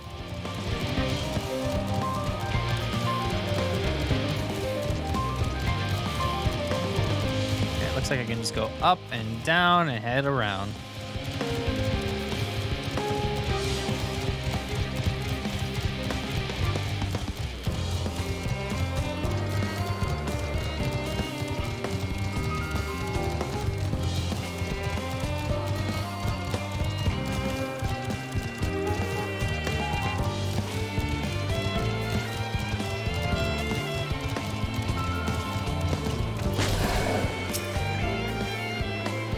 From what I can tell, a lot of people actually live down here. I don't know how much help we can offer, but I dare say they'll benefit from some of that fresh inspirations Galar Montague mentioned. Start asking around, ideally without getting in anyone's way. Let's meet by the Aetheryte once our work is done. I want to meet there first, so I can attune to it, because that sounds like a good idea. Actually, no, there's like people like right here, so if we're going to the Aetheryte after the fact, then whatever. Can I get up this way? I feel like I should be able to get up this way. Oh, I almost did. I almost did. I know I can do it. No, I'll just attune to the Chocobo Keep really quick. Hi, Chocobo Keep. Click, click, click, click, click, click, click. Nothing. Wait a minute. Can I jump on this? Aha! Jump on this, and I did it. I got up and around, and I can't fit through there. Almost. Ah! Fine, I'll go around.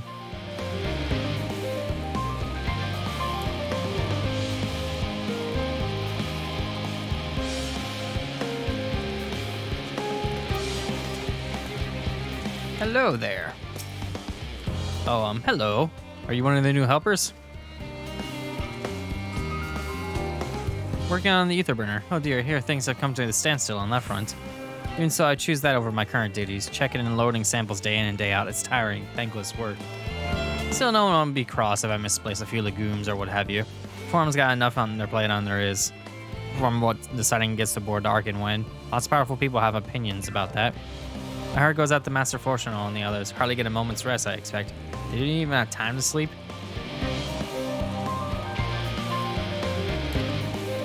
Time to gather some more information. Let's see, where are we going to be able to find more? There we go.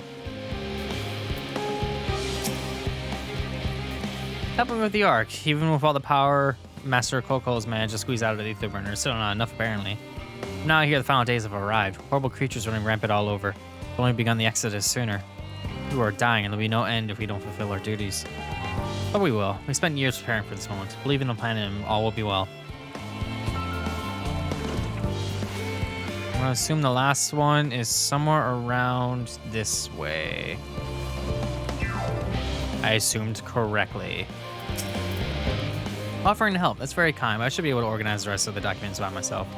It's mostly a list of things that we'll need once we arrive on the moon, and whichever star we choose as our new home. My duties largely concern maintenance of living conditions, so I'll be a lot busier after we depart. Hear that our lunar collaborators come down to assist in our efforts. Looking forward to finally meeting them in person, after having communicated with them in such limited capacity thus far. To be perfectly honest, I'm not even the slightest idea what they look like. I do hope they're not enormous looming giants, but I would much prefer something small and fluffy, like a beheaded rabbit that ran by.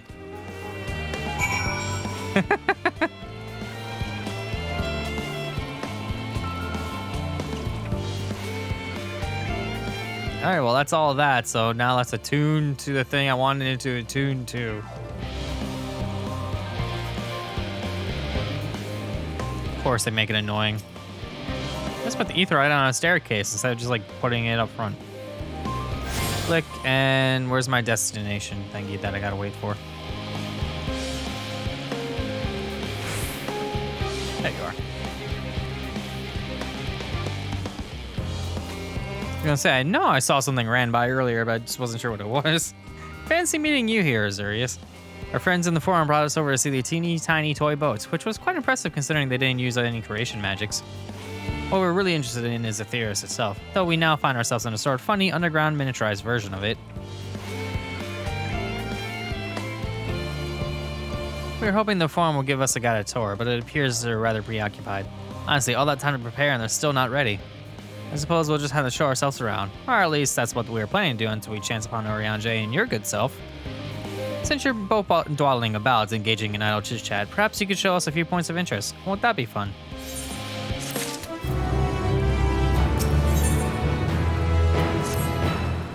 A tour of Labyrinthos. An unexpected yet prudent suggestion.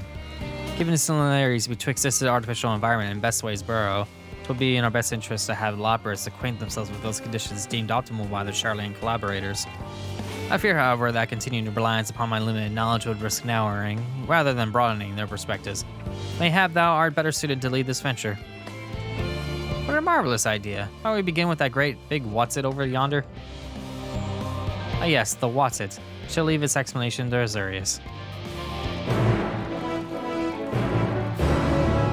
To the big what's-it! Where is the big what's-it? Is it up and around? Yeah, it is. First, I got some things I want to open up. I want to open up this. And I had something else. You know what? Is it this thing? Nope, I already had that. Oh, it's that thing. Okay. I have way too many items sometimes. There we go.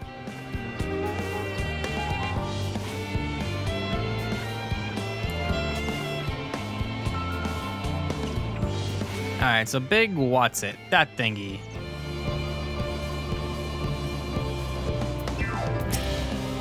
Goodness me, to build something so large without creation magics, it's positively stupendous. Perhaps you could direct our attention to its most important features? Search apparatus for points of potential interest. You may move your camera, blah, blah, blah, yep. Potential points of interest. This thingy. Is that water I hear from inside the great big tube? Must be because of those cogs and gigantic wheel at the top. Oh, I see. That's how they draw up the water. There's probably some sort of spiral-shaped mechanism inside it, too.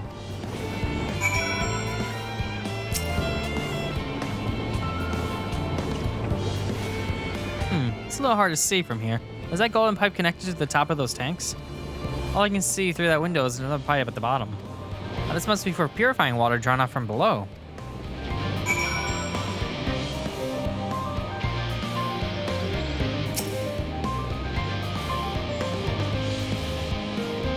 That looks like the trees in the Greatest Ends Vale. Hold on, that's a bit of a strange shape. It's thin at the bottom, but big in the round at the top. Quite tall for something so unbalanced, too. That makes sense. This must be where they store the water. They explained it for me, because I didn't know anything about how purifying water actually works. All I know is that maybe metal grate or something.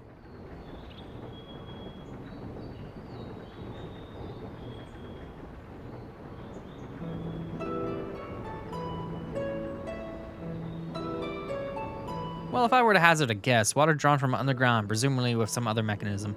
Purified here and stored in that tower before being distributed elsewhere. I'm right, aren't I? I knew it. A design brilliant in its simplicity. I dare say it would take only a moment to install it in even the harshest of environments. Or slopperates, that is. Indeed, securing a reliable source of water is of utmost importance for any fledgling settlement. We have read, however, that people with Thera sometimes make their homes in arid deserts and such. How are they able to survive?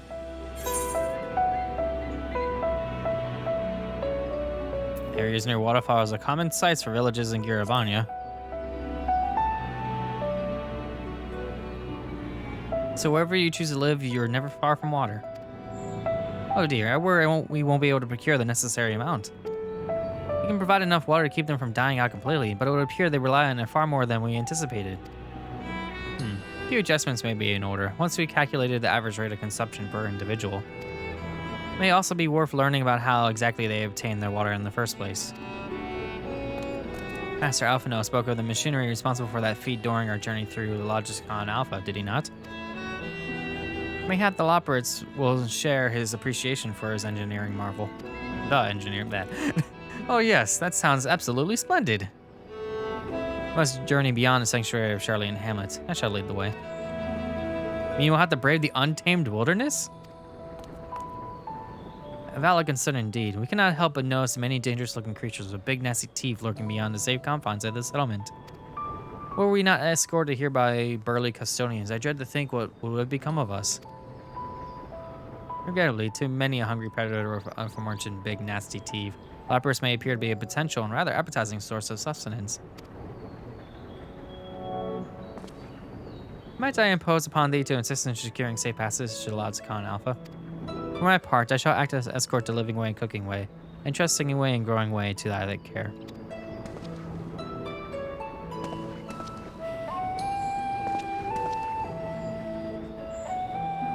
More valiant protector than you could not wish for. Godspeed.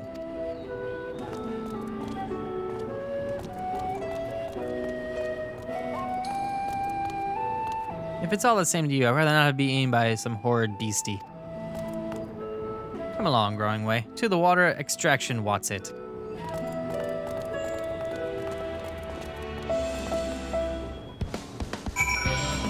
Alright then, to the water extraction, what's it?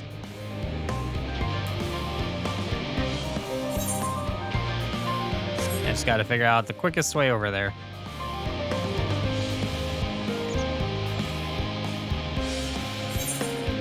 If only they made it easy to get over that stupid wall. I gotta go all the way over here, and then I can go around. Oh, please tell me I could jump this. Come on. There we go.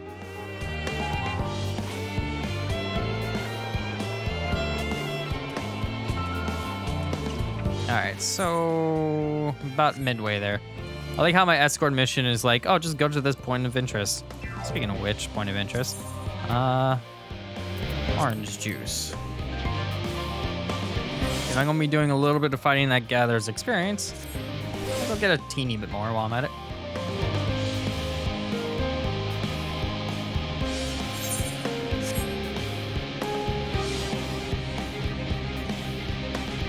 Oh no. Another wall I can't get over. Why is this place built like this?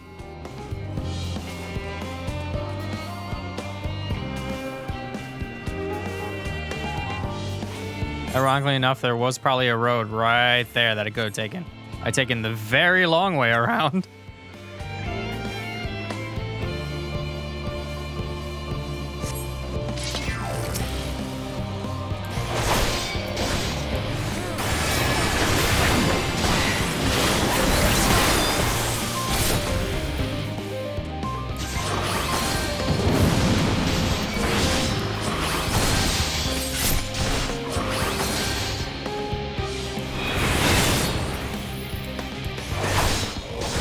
Almost dead already.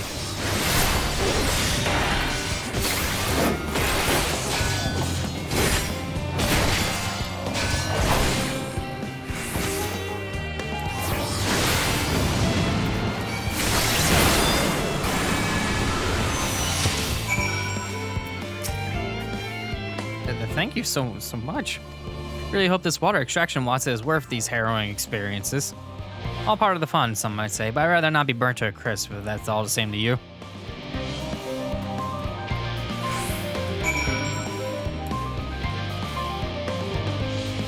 Alright, I'll just follow the trail this time while deviating very slowly off of it so I can make some slight headway.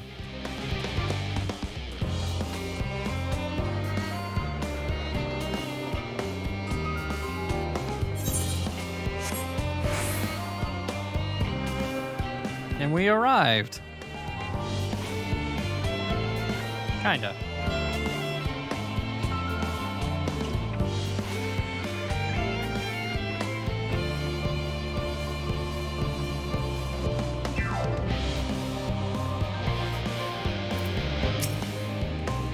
My friends, I bid you welcome to Logicon Alpha. Our destination doth lie at the lift's top. Pray, follow me.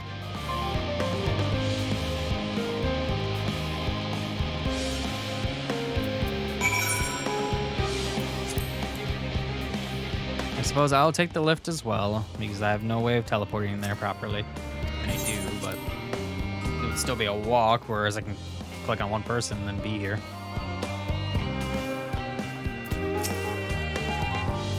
Marvelous, simply marvelous. So this is where the magic, or science, rather, takes place. Perfect environment to sustain life, artificially created. The knowledge we'll gain here will be essential when we start looking for new stars for your kind to inhabit. Apparently most of them don't even have air for you to breathe. You're all very lucky that Aetherius just happens to provide everything you need to thrive. Did mankind turn out the way they did because of the available resources, I wonder? Either way, it's nothing short of miraculous, and I cannot wait to see more of it.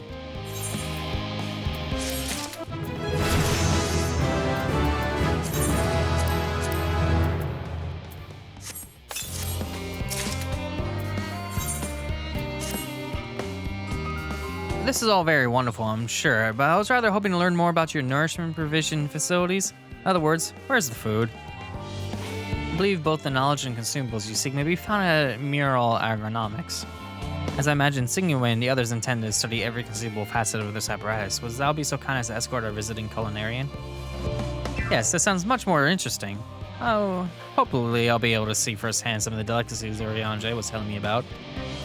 Even this incredibly vivid, if a bit too verbose, descriptions cannot compare to assembling them myself. Not to mention Aetherius will soon be no more, so I must learn all I can while there's still time. Let's brook to no further delay. Let's view things that aren't carrots, please. That will be nice.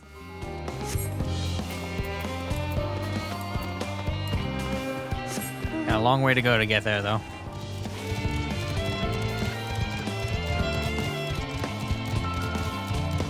That's not the door. Where's the door? How do I get out of here? Here's the door.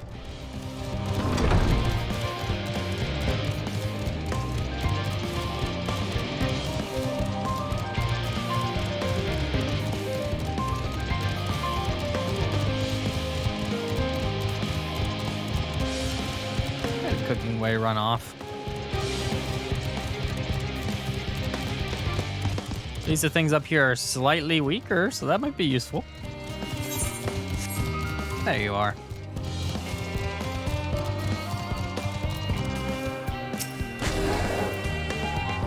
This is the place, yes? The heady aroma was enough to guide me here, and I spotted several of the fruit and vegetables featured in our compendium. I dearly love to try some, but I read that those who help themselves to a farmer's crop without permission are often caught and put to the pies. What?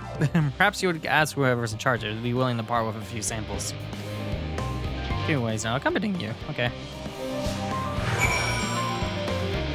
Now I can finally see those grapes and see if they actually, like, fix them.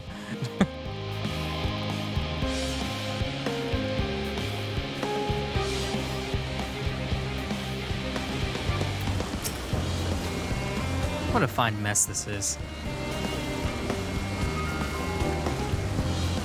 Ah, it's you, the one who climbed down the mine shaft. I'll show you around if I could, but I rushed off my feet preparing for the exodus.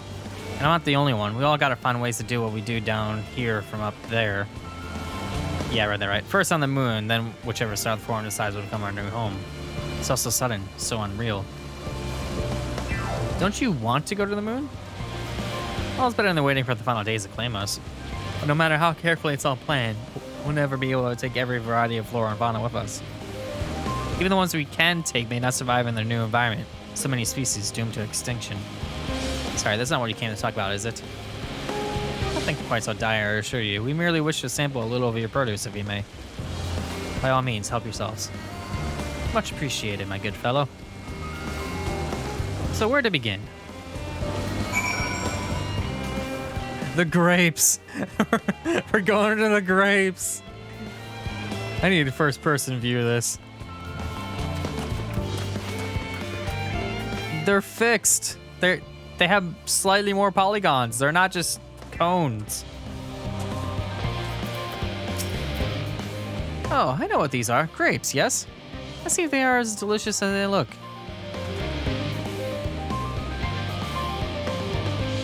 So sweet, so sour. The taste is much like a ripe philosopher's carrot, yet the texture is entirely different. The contrast between the outer skin and the fruit within is most peculiar. Well, far from unpleasant. Yes, I think I'll try another.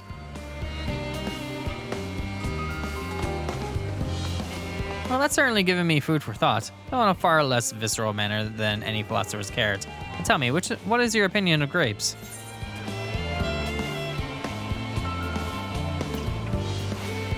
That brave of an erupting volcano for a choice bunch. I like going on my options is meh. Yes, they're rather Moorish, aren't they? And from what I've read, quite versatile too. Something about people stepping on them to make intoxicating beverages, as I recall. Anyway, that's enough about grapes for the time being. On to the next treat. With me, though, I like grapes as the flavor. I don't like the texture. So, grape juice all the way. Everything else, no. Orange by name, orange by nature. Same deal here. I like the taste, not the texture. So, orange juice. What came first, the fruit or the color? Who cares? Let's eat.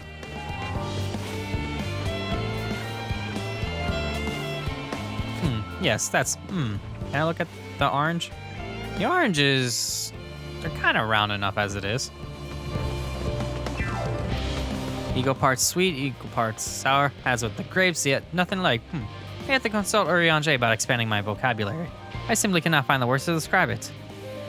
Perhaps what I'm looking for is bitter. This is all very complicated, you know. So many flavors, so many choices, and each individual with their own personal preferences. I see why you all turn your noses up at the idea of eating nothing but carrots. Or so they are still in my estimation. Let no one say I said otherwise. But speaking of carrots, I've yet to sample any of the vegetables. Let's see what's in that field over there.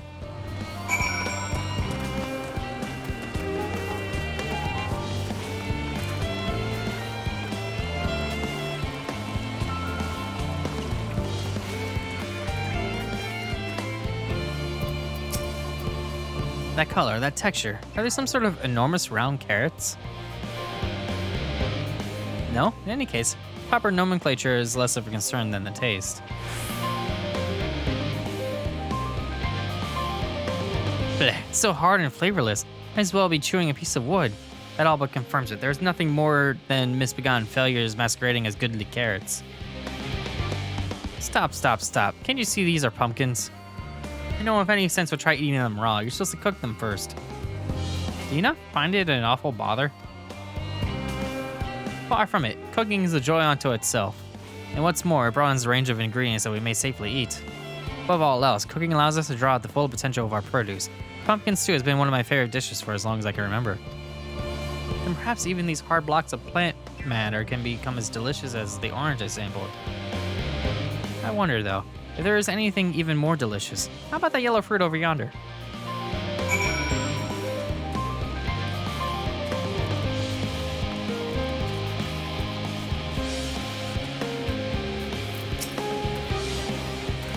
What a wonderful fragrance. With luck, it'll have a flavor to match. As I have no ideas how these are eaten, I'll just bite into it.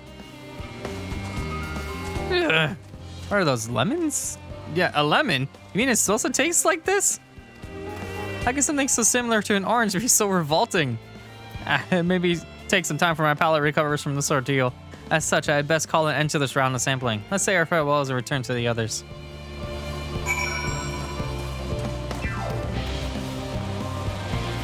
Lemonade is good, but lemon juice, like to put it on things? I don't really know what I actually do put it on, or what I have that has lemon juice put into it. Finish, have you? I trust you found something to your liking. I'm rather enamored with the grapes and oranges, less so the pumpkin. I learned the hard way they're not eaten raw. Then there's the lemon, the deceiver. I still feel so violated. First time, was it?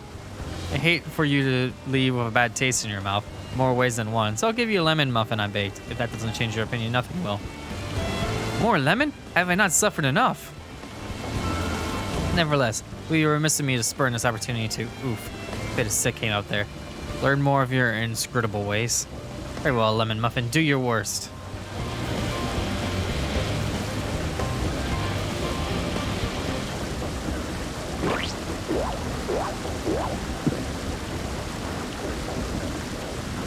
This is delicious! Although I still detect a hint of lemon, it complements the sweetness of the dough to create a perfect harmony. I never would have guessed this vile bitterness could be utilized so elegantly. A good chap, this is simply breathtaking. See, we rarely use lemon in its natural state, but it has a starring role in all sorts of recipes, and the same is true for many other ingredients. It comes down to making the most of the resources at our disposal, and sometimes that could even be the difference between life and death. I know we won't be able to take every species with us. No doubt the Forum agonize over what was worth preserving, and will be consigned to history. Hard choices, but we made them. We must, if we're able to survive. It's a strength of will. Now I know a Highland sees in your kind.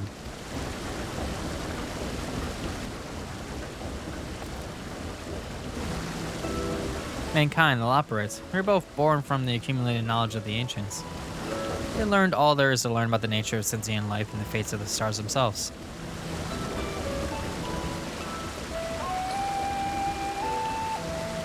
Once the civilization has fulfilled the basic requirements for survival, it will inevitably seek to eliminate all forms of negativity and achieve perfection.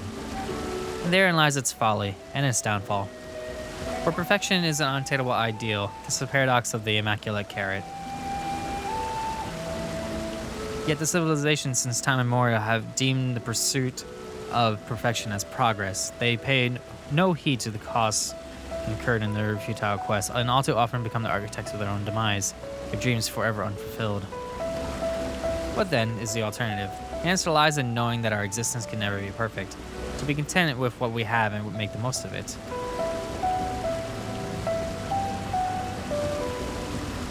When life gives you lemons, make lemon muffins.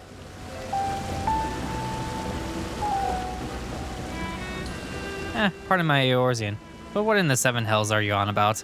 And who are you anyway?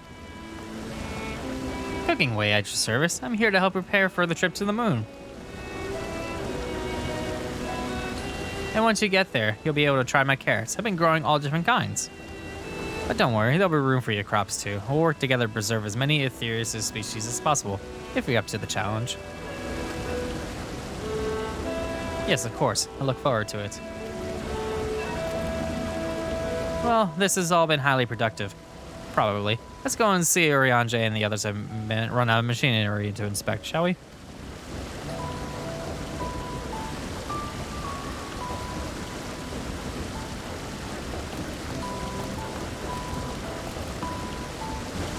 I know that's a meme out there somewhere already.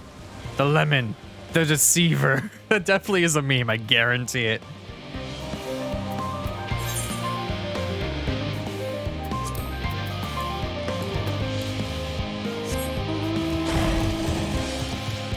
But yeah, I'm actually still trying to think of what other things I eat that have lemon flavor in it. Lemon muffins, maybe? Yeah, I mean, those are good. Lemonade. What else uses lemon juice? I mean, lemon flavored drinks other than lemonade, but that's essentially more the same. But I'm trying to think of what other things I... Lemon honey bread?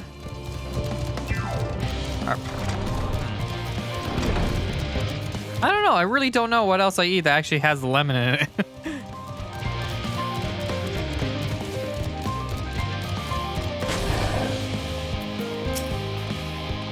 That was most enlightening, especially the part with the lemon muffin. Actually, I was wondering, do you know any other places famed for their cuisine? Lemons is home to culinarians go, and many less than savory establishments. The Far East has oodles of noodles.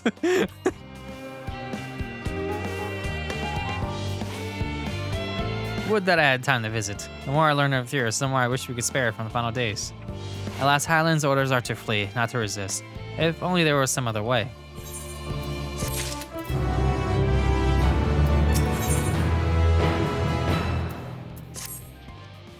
Serious. Chuck's lifetime at Miral's ergonomics did bear fruit. Our own efforts, too, were rewarded. We now possess an embarrassment of educational riches. No doubt our guests' relentless pursuit of knowledge could occupy them, and us, for a fortnight. Last time is not of the essence. Is of the essence, bleh. Let us return to the Charlene Hamlet forthwith. I shall gladly attend to each and every Loperite there, should further questions with my power to answer arise.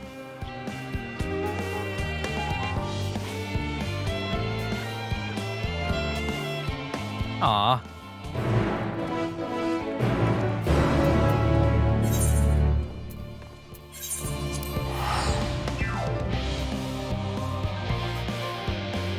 Teleportation, go!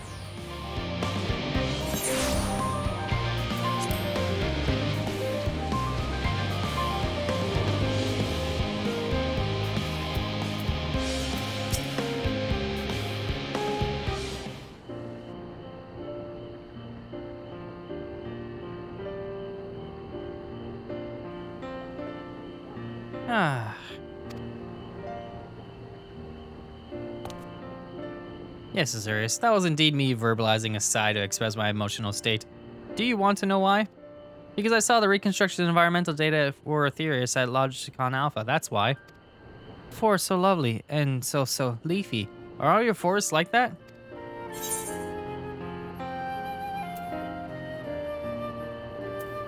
You should see the forest of the first. One was purple.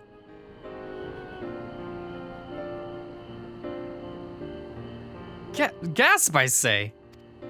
With a star so wonderful, it comes as no surprise that you're reluctant to leave it behind. I was a fool to think otherwise, to assume that the moon was something worth being proud of. How ridiculous we must seem to you, trying so hard yet achieving so little.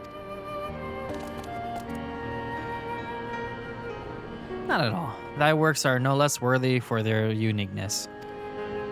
I thought I heard tiny voices. Thancred.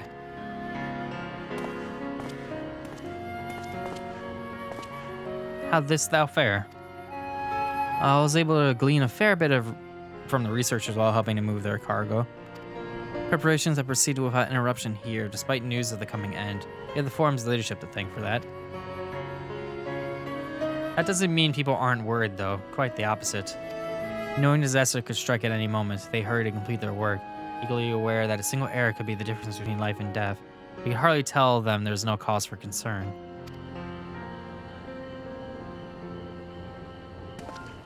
Perhaps not. Though aided by our goodly growing way, we may yet find other ways to lighten their burden. Me? Be of use to people? I'm honored that you could think me so capable. I'm sure that I'm up to the challenge. Nevertheless, I believe in thee. If you say so, I suppose it can't hurt to try. I passed someone moping in the Western Plaza that looked to be in need of helping paw. Perhaps you might start with him?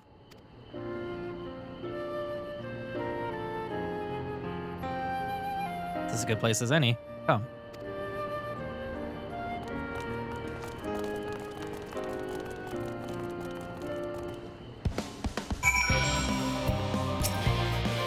Best go with him. I don't think Urianger misjudged him, but Growingway does look like he could use some emotional support. I still have work to complete elsewhere. I trust that I won't return to find any Loporits in tears. Oh boy.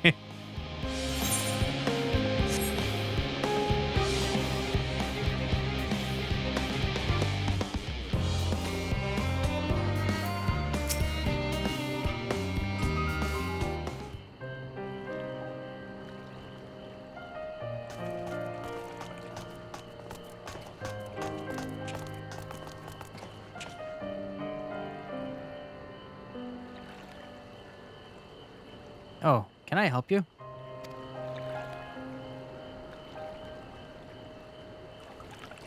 Is you who want to help me? Is my anxiety truly so obvious?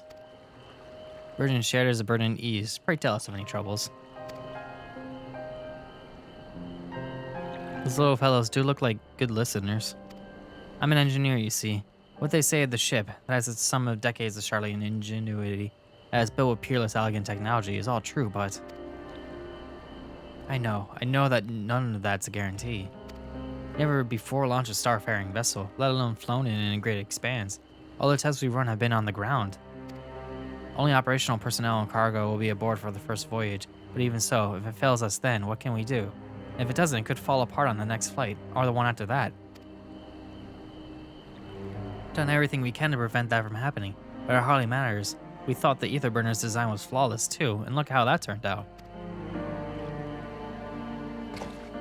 Art thou familiar with these most daunting technologies, lest thou hold the power to ally his fears? Oh, I'm not sure about that, but, well... Maybe you could tell me if there's any aspect of the ship design that you're especially worried about. Our ability to walk and about and perform our task, for one, I devised a means by which to employ gravity. A spatial temporal spell to regulate the environment. But what if that's not strong enough? What if everyone floats away and begins crashing into things as soon as we let the start? Ah, gravitation. Maybe I can be of help after all. Up there is not so different from down here, you see. The same rules apply, and if you consider them as part of one of the great big cosmos rather than separate places.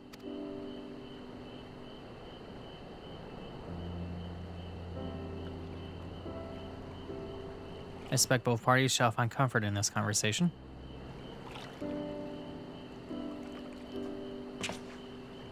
Yet, if Thancred's tale be true, still others would benefit from insights born of expertise. Might to prevail upon the Loporits to attend them? Bleh. An excellent idea, if I do say so myself. There is naught we like more than to ease the hearts of the fine people of Etheirus. Learn more about them while we're at it. Full glad am I to hear it. Gather thy companions and bring them hither. Serious, how hast the gift for finding souls in need of succor? Pray seek these out, distressed and the apprehensive, and inform them that help is at hand. I shall await them here, and I might introduce each to a suitable Loporit.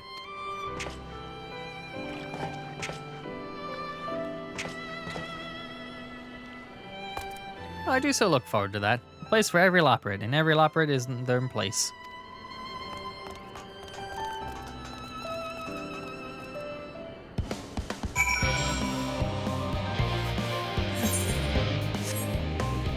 It's not really much of a joke because it's kind of bad but at the same time, but essentially we're just finding people to give emotional support animals to.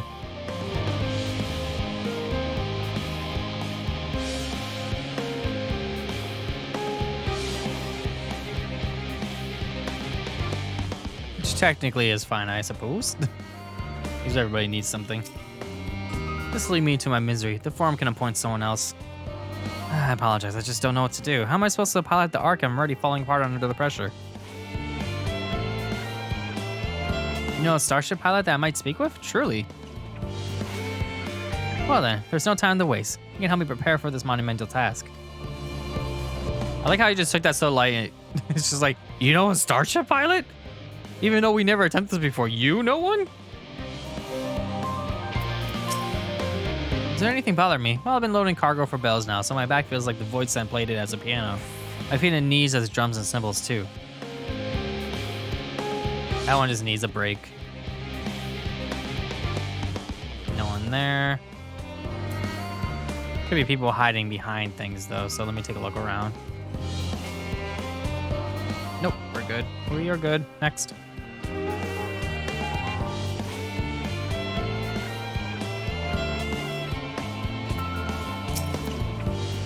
How might I help you? My, what a lovely idea.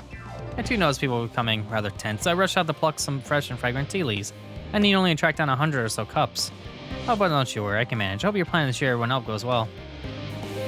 They're doing better than you are. I don't know about that. See anybody up and around here, maybe? You know what? I can get on my mount around here. There's somebody. Oh, there's somebody down there too. Blasted assistants. Where they gone off to at a time like this? Beg pardon, but I have not had the time for idle chit-chat.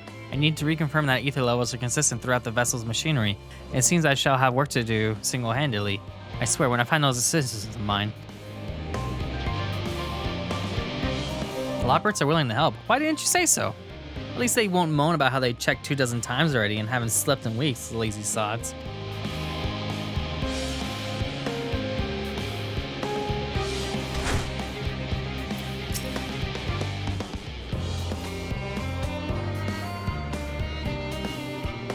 My face? What's wrong with my... Ow! Perhaps I am a bit tense.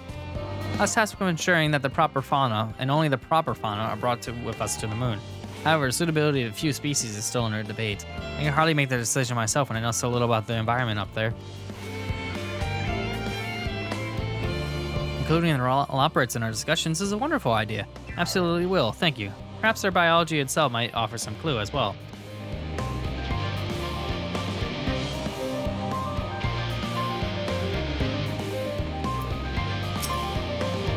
You. Yes, you idiot. Have you seen the envelope lying about? This imbecile refuses to give me the alchemy I ordered without the bloody slip of parchment.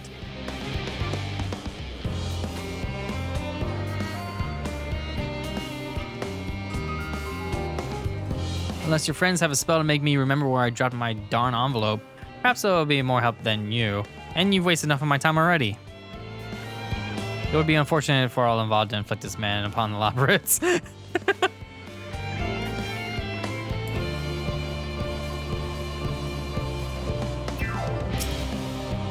What am I thinking about? The medical facilities on the ship, of course. I designed them with the assistance of our sages and chirurgeons, but to imagine every illness or injury that one might face in the great expanses beyond any of us. I see nothing in the effects that living out there indefinitely might have on the body. Crew from the moon. Why did I not think of that?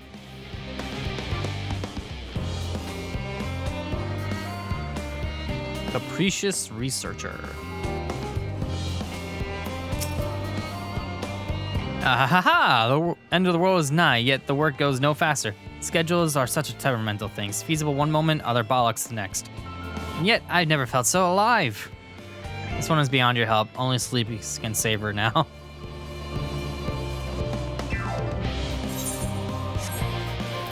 Okay, let's check back up here then. Gotta find 8 total. That's kind of ridiculous. There's somebody. Hyperventilating engineer. Probably even more hyperventilating after me just jumping down there like that. By the gods, my chest is tight. Am I dying? Is this what dying feels like? Oh, do pardon me. I didn't see you there. There's no cause for concern, I assure you. No cause for concern, even though we may need to depart at any moment. And if the whole I designed buckles under the strain, the entire vessel may explode on launch, claiming countless lives and dooming all mankind. But that is highly unlikely. Yes, highly unlikely. Highly. Our visitors can help me triple check for structural flaws, you say? Why, that would be wonderful. I'm breathing more easily already.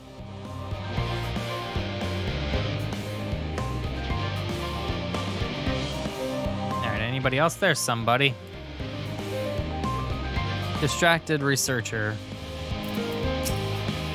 56 bunches of weeds in the ground. 56 bunches of weeds. Rip one out, add to the mound. 55 bunches of weeds in the...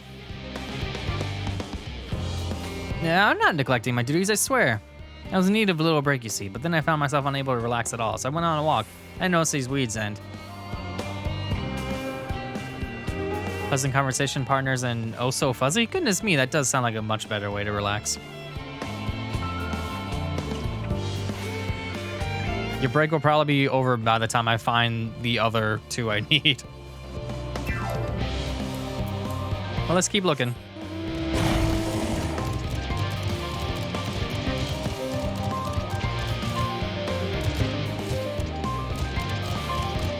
Let's see here. There's somebody. Unconcerned Gleaner. Apologies, but I'm waiting a delivery. Whatever it is, we'll have to wait. The Gleaner's too busy to chat, for his benefit or otherwise.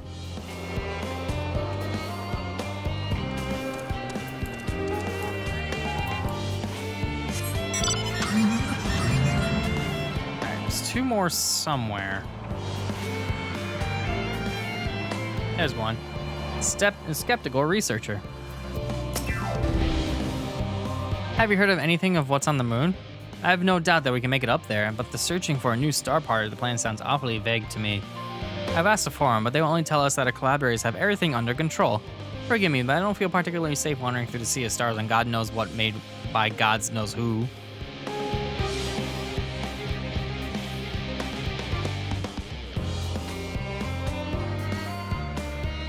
You mean to say that I can speak with them directly? Amazing. Hope they like questions. Okay, 1 more to go. Just gotta find that 1 more to go. Well, there's one. Hopefully that's right. Calm researcher. It's probably not right, but let's find out. Worries. No, I believe I'm fine, thank you. I've been confiding in my colleagues, and it's helped a lot. Can't recommend it enough. The researcher already has the support she needs. Okay, next.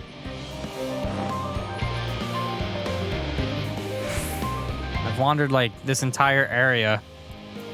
Well, not entirely, of course, because I am missing 1, but let's see, where could they be?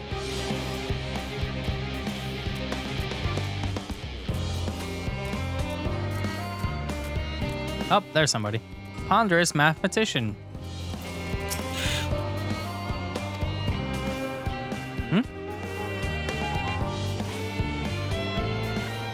Consult our collaborators. I suppose that would be more effective than sitting here brooding. I'm tempted to calculate how much cargo we can consolidate into fewer trips. Should the ether burner make our original estimates unfeasible? But there's simply too many variables. I feel if my brow will turn inside out. Or perhaps our lunar associates will have more insight into how much weight constitutes too much weight for our purposes. Thank you for letting me know. Probably, and I found all 8. It only took forever. Really? I got interrupted? I wasn't even moving.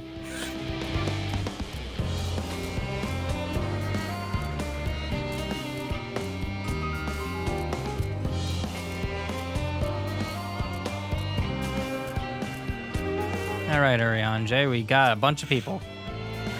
Behold, Azurius. Through thine efforts, word has spread throughout Labyrinthos. Verily, to a far greater number than we anticipated. Living Way doth gather more Loporrits as we speak. I shall assign each in accordance with their skills, that new bonds of friendship might be forged. Should greater matters require not thine intentions, watch over them, I prithee.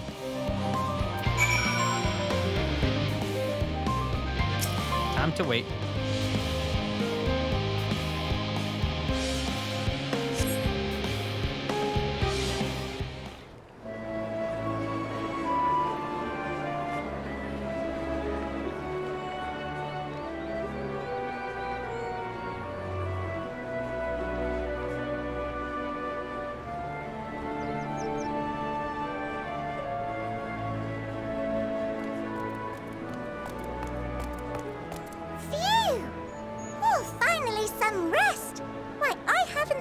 So much in, well, in forever.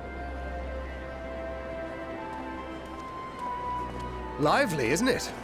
The town is abuzz. Everyone eager to meet with our friends on the moon.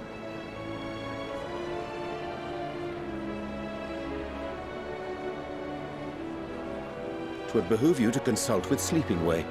As our moon's pilot, his advice should be most pertinent. I'm impressed. Truth be told, I struggle to tell one from another. No offense intended, of course. None taken. After you and your friends left Mare Elementorum, we spent no small amount of time with your Urianger. Oh, the conversations we had. He told us all about Atheris, answered our every question, no matter how trifling or trivial. Look! Every page filled to the margins with knowledge. When I first arrived, I was struck by how little I knew. It was daunting. But then I realized that, were it not for Urianger and his teachings, we'd still be stuck on the moon, gazing at your world and wondering what we've been missing.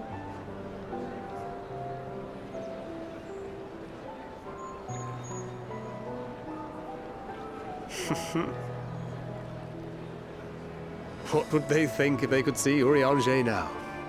I dare say they'd be more than a bit surprised. And impressed, no doubt. Master Louisoix, Minfilia, Papalimo, and not to forget...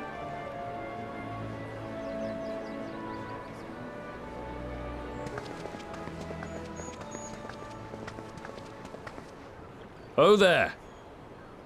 Heard there was a visiting expert who we might bother with a few questions. I take it you'd be the one.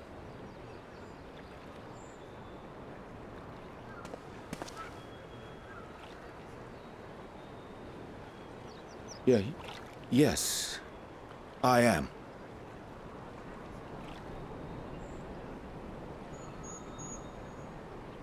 Vilfson and Blovida, Sharlayan's foremost researchers in the field of teleportation magic, and Moonbreeder's parents.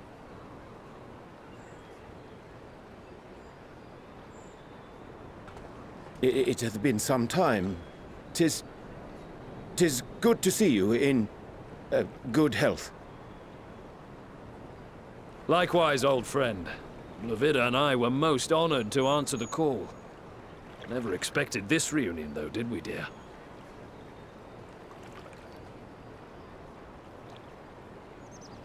I'll say, the nerve. Sending that letter, then running off to the gods know where.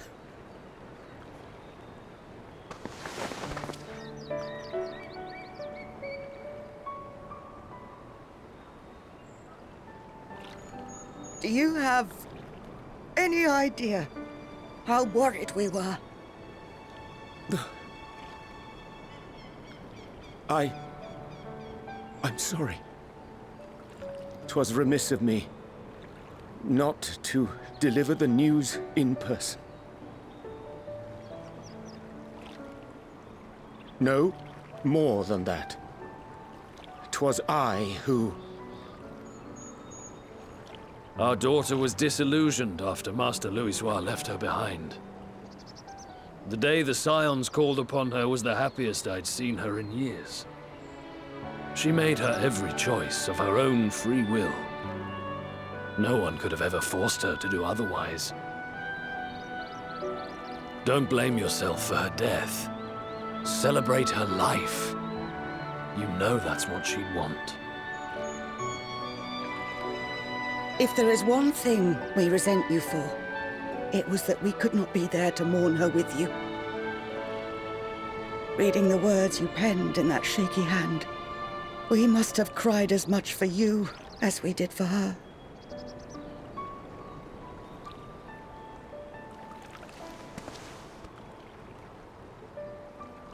I'm sorry. I truly, truly am. I knew not what to say. Knew not how to express my feelings. The poems and platitudes of wiser men, musings on sadness and loss, studied and memorized, and meaningless in the moment. Silly boy. We are all powerless before such grief. Even now, try as I might, the words escape me. But in our hearts, we know, we always know.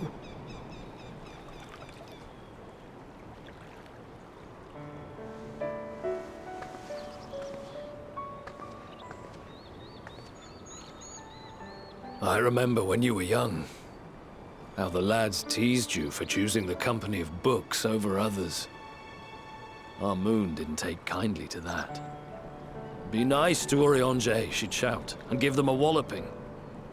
No matter how many times we scolded her. So we offered a suggestion.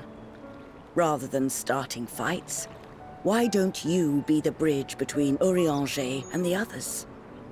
She had to mull it over for a while, arms crossed, brow furrowed in intense thought. But from that day on, she never let you be alone. She'd drag you outside to play, pepper you with endless questions, read the same books you read, all to try and understand you that much better. I'm sure it was annoying and exhausting at the time, but she only ever had the best of intentions. And look at you now, at the center of the crowd. The reason there even is a crowd, having brought these people together. You've no idea how proud we are. To see the boy, our daughter, trusted and believed in more than anyone, grow into the man she always knew he could be. I can see her in you too. Feel her. She walks with you wheresoever you go. So thank you, Urianger, for being who you are.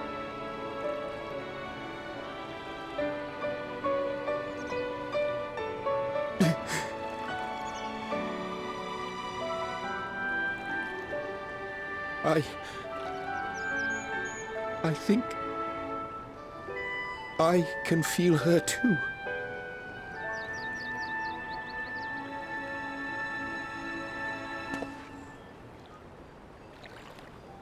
The truth of her life.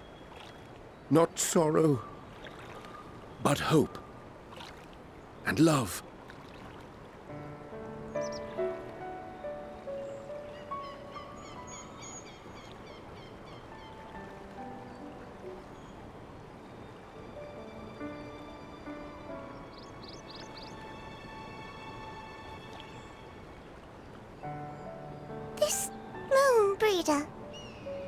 was important to him, wasn't she?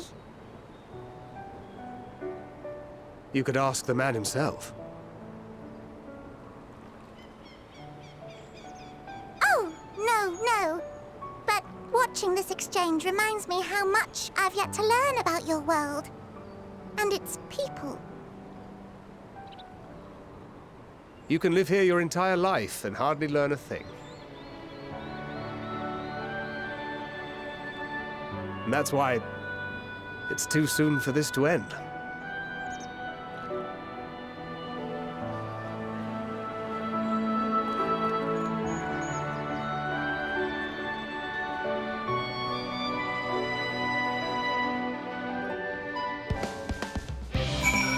I was wondering when that exchange would happen. No, Zarius, be assured that I am fine. I'm fine. Feel glad to see them too, after so long. Glad still that I was in your company. As difficult as it was to accept their kindness, it would have been far harder had I faced them alone.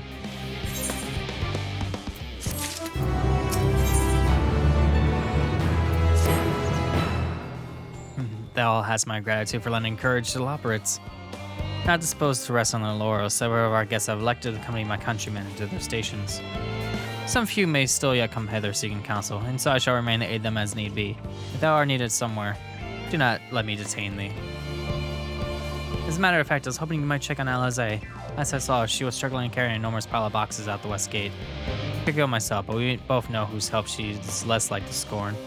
Not to mention that, much to my misfortune, I can think of several other things I ought to be doing. Until later. The west gate, all the way over there. Okay then. I'm gonna have fun walking that, but first I got another coffer. So boop. Go. There we go. I did it.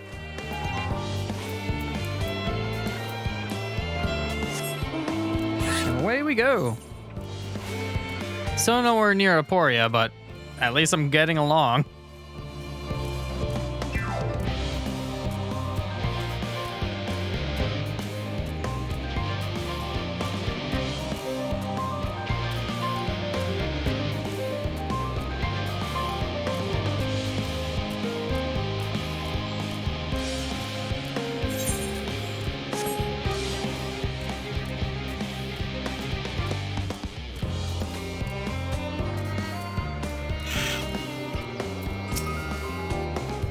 Serious? What are you doing out here? No, I don't mind if you help with the boxes, but it's far from the most exciting of tasks. Are you sure? Well, I appreciate the assistance.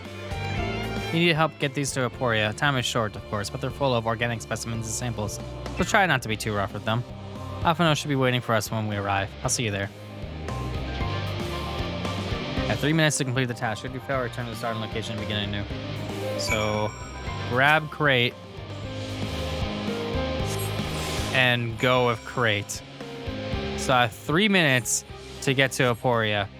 It will probably be best if I stay on the road, even though it'll take 3 minutes. Although staying on the road is kind of bad considering that thing is literally right there. And if I lose the crate, then yeah, let's just kind of dodge that. Oh, uh-oh. There's 2 of them now. So let's go by this tree. That should work. And now it should be a straight shot to Aporia where Alphino is. So let's just go.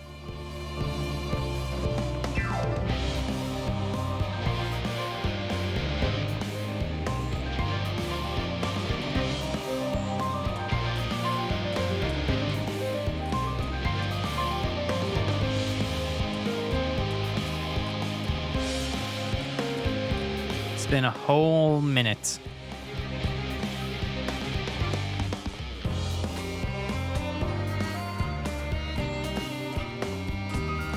Alphino, I brought box.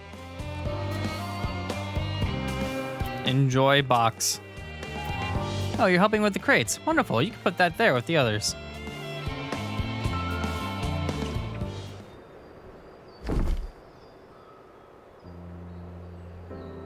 You have my gratitude. But how did you come to be involved in this? Then I suppose I have Thanker to thank as well. If you're wondering why we were tasked with bringing these boxes of Aporia to begin with, so was I. Turns out that this is a base of operations of sorts. Those with final say as to what is included in the ship's manifest can be found here. Father included, I suspect.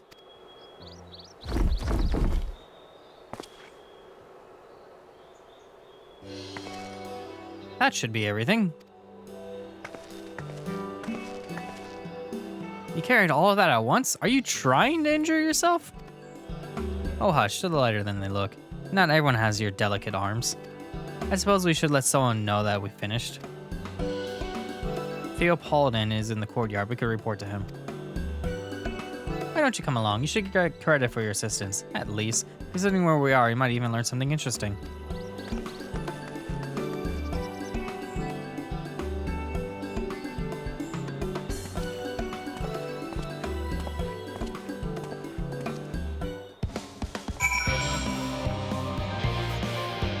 And away we go. To water that doesn't have reflections, oddly. I mean, it does, but it's like very, very bright blue. Alright, let me talk to this Yokobo Keep.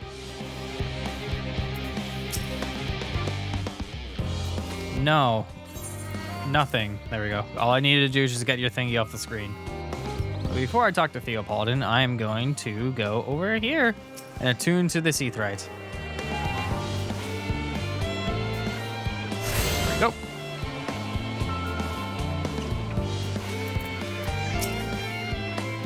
Guys, it never ends, does it? What can I do for you?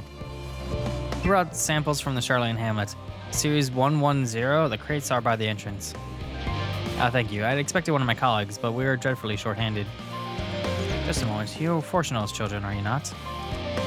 Alphino and Alize at your service. You're well acquainted with Father, I take it. Quite. I've been friends with your parents since our days at the studio. I remember when you were yee-high, waddling hither and thither. Clearly, it's been some time since we've met. Good to see you again, wielding your father's Nolos, no less. You knew our parents when they were young? What were they like? Pray, spare no detail. I should like nothing more than to regale you. Last I am meant to be in charge here, and reams of paperwork wanted for submission.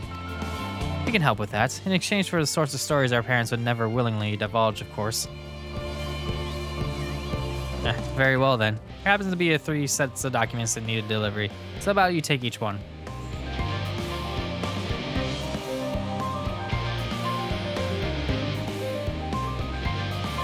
Wait, right there.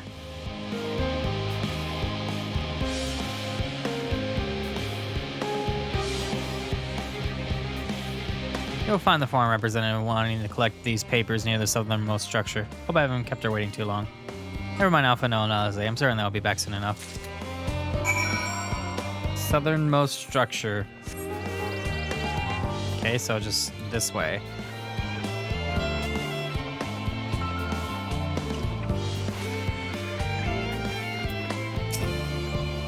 Are you not one of the scientists of done? I thought you were meant to be working on the ether burner.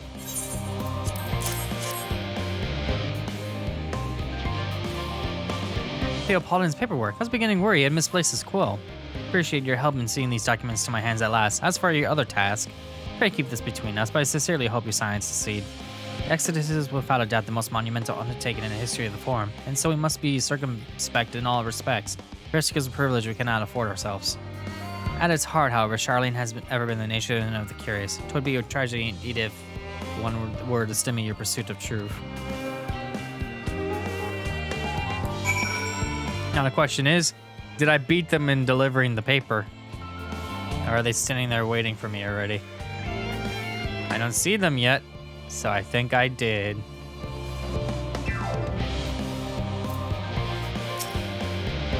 Quick and efficient. I dare say you have a talent for this work. Twins' papers only needed to be delivered to elsewhere in the facility, so they should be returning at any moment.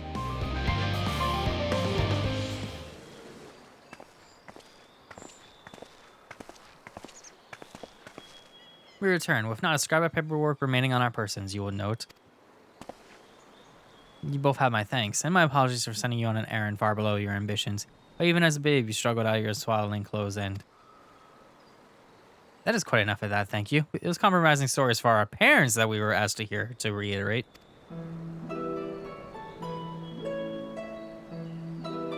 Of course. I've known your father for so long, I must have something. Well, as you know, part of why your name garners much respect in Charlene is your family's history. You too can trace your ancestry directly to those who came aboard Nunkrep's Hope, a lineage few can claim. I never thought much of it myself. It's not as though our forebears founded our nation, simply there when it happened. Nevertheless, it was traditionally been a point of pride.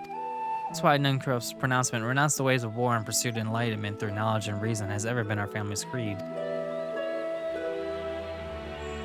Until your grandfather's time, Archon Louis looked not to Nunkrep's words but his deeds, he asserted, in defiance of his peers, thus choosing to save the great and from the small, and the small from the great and the small from rising tides that were the true mark of our founders' virtue. Perhaps it was his expertise, his knowledge of ancient prophecy and the fall of civilizations that led him to conclude that the skewed conflict at every turn was to consign mankind to his doom. Whatever be conflict and calamity will follow, thus, to ignore the plight of those who might conceivably save is not wisdom, it is indolence. You remember his words well, indeed. Archon Louis lived by his personal creed and used every means at his disposal to bring succor to those in need, Charlene or no. No one loved and admired your grandfather more than his son. Yet Fortunato cannot reconcile Louis' deeds with the philosophy of their forebears and his peers, a philosophy in which he believed so fervently, yet made a pariah of his father. Fortunato agonized over his contradiction for much of his life. Gods, father. A son may carry his father's blood, but his choices are his own to bear. Is not always thus? Gods know Fortunato is a cranky old goat, but I'm sure you butt heads often enough. Yet even so, you must know that you are constantly in his thoughts, every moment and every day. That's not an exaggeration in the slightest.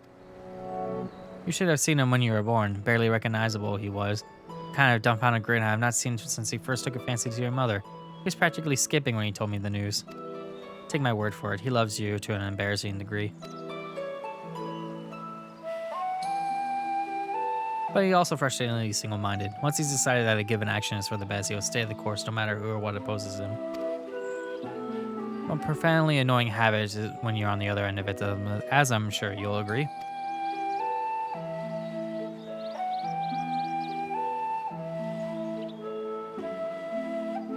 I'll say. Thank you for your insights. When we next meet our parents, I shall mention that we spoke. Try not to get me into too much trouble now.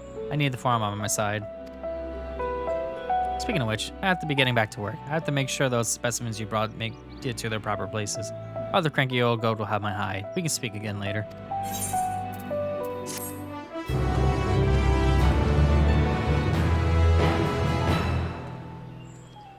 Hell, you three.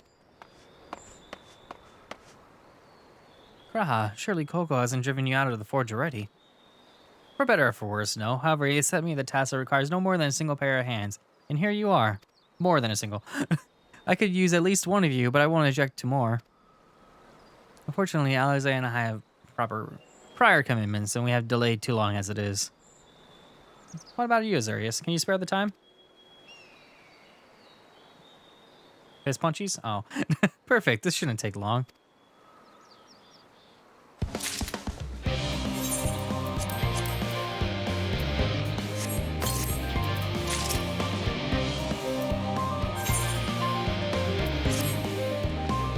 In the event that and I quote, promise heap of adamantite falls right into the bloody sky and into my lab, Master Coco wishes to be ready to put a proverbial hammer to handle at a moment's notice. To fabricate these parts, however, he needs the flames in Coco's forge to burn hotter. He sent me to increase the amount of ether being funneled into his furnaces. The flow of fire expected ether in Labyrinthos is regulated by an elemental reactor south of here, to which I have borrowed the key. The adjustment will require 2 people to carry out safely, but I can explain the process when we arrive. This is where we part then. I'll see you in Charlene Hamlet once Adamantite arrives, if not before.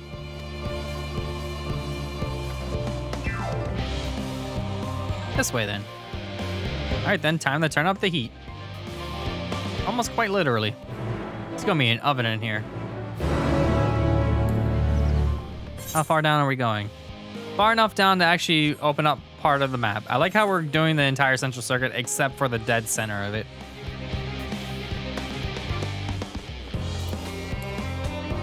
Okay.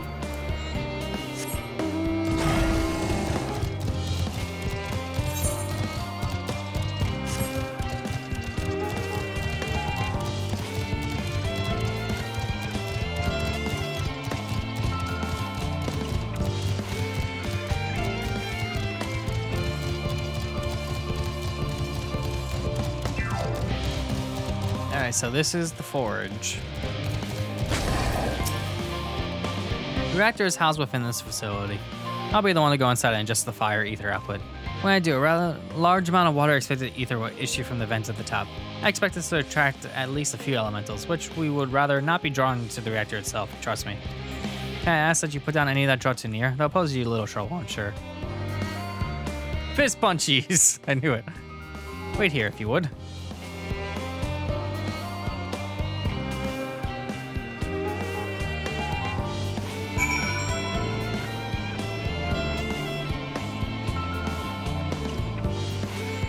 Right here, and I will survey the area.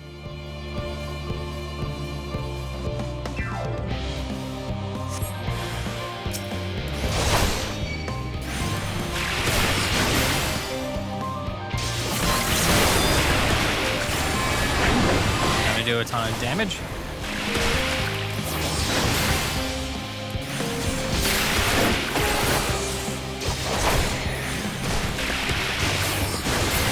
Yeah, that's one. Next.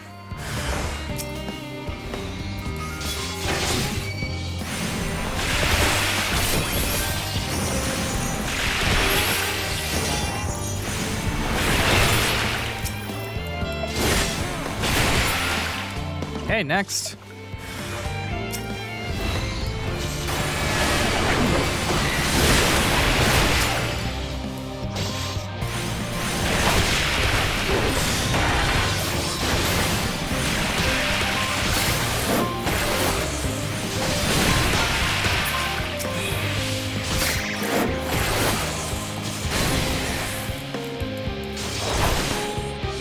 Be having none of that, please. Thank you.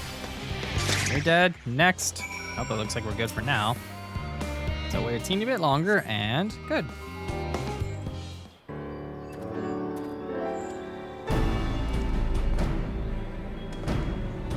Did everything go smoothly out here? Nod. I thought as much. No major complications to speak of inside either. And the water ether appears to be venting properly. I expect Poco will have seen a difference in his forge flames by the time I return.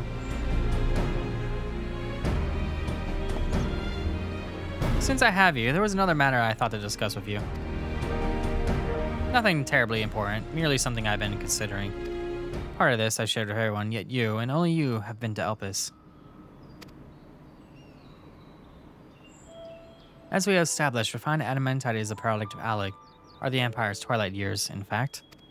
It was a material which saw much use as part of Allegan's efforts to extend beyond the bounds of the world, Dalamund, of course, being the most prominent. Of those who would push further, expand Alleg's empire to encompass the heavens and the stars above. Perhaps the greatest was the infamous technologist, Ammon.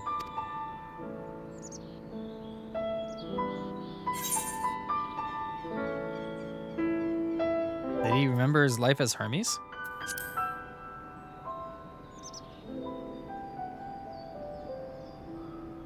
I believe he had his own reasons. There is no evidence to suggest that he retained memories of his former life. He only joined the Asians once the Empire was all but dust, as you know. If not his memory, though, what drove him to pursue the idea of such further? This may seem far-fetched, but what if souls, like minds, have a personality, so to speak, a natural disposition towards which they are inclined? We know with relative certainty that it was the gross decadence and inexorable decline of Alec that moved Amon to resurrect Emperor Zande. The empires spoke lightly of death and destruction, experimenting on those they deemed beneath them to fill the emptiness in their hearts. In facilitating Zande's return, Ammon provided these languid souls with the means to free themselves from the mire in their own indolence. Or would have, Had not Zonde been convinced of his own death, that light itself was meaningless. Emin's desire for his countrymen to conquer the heavens would only be a means to the same end, to instill the people with new purpose. Like Hermes before him, Ammon was appalled by how those around him lived, but he could bring himself to believe that those lives were devoid of meaning. And both of them sought that meaning, that hope in the distant stars. I forgot the word never earlier. Such is my theory, anyway. Ultimately, it is the consequences of their actions which matter. Their motives are of no moment, and yet, to reach those stars on wings of adamantite, and travel to the ends of creation and beyond, the promise of hope everlasting, that much I do understand. But enough musing for now. I don't want to see how Coco is getting on.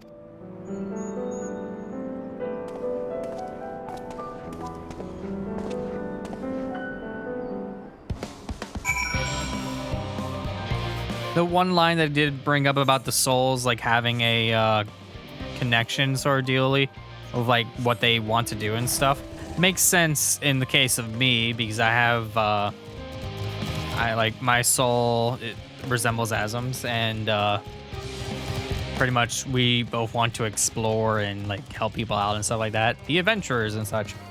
So yeah, it does make one wonder if that's like the exact reasoning and stuff about that one. But that's all just speculation. But it does make sense.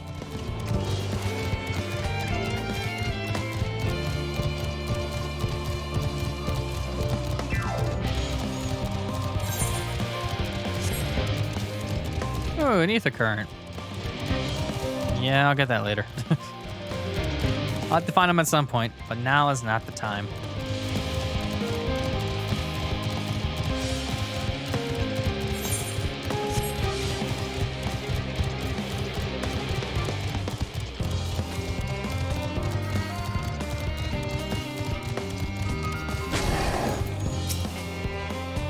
Phew, I can feel those flames ablazing from here.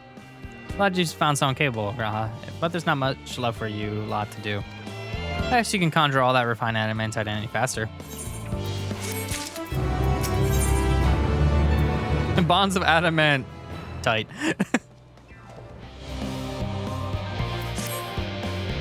I do trust you to deliver on your promise, I do. Only, I hate waiting. I want that adamantite, and I want it now. And we share your impatience, I assure you. But truly nothing else we can assist with in the meantime? I wish. Just sitting about's unbearable. Pity the Forums frowns on recreational explosions. Well, so long as I can't prove it to be premeditated and get you gone, I have mistakes to make. In that case, I suppose I should go and return the key to the reactor.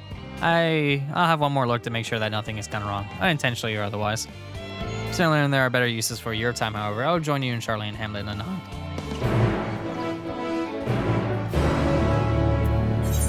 Alright, way at the destination.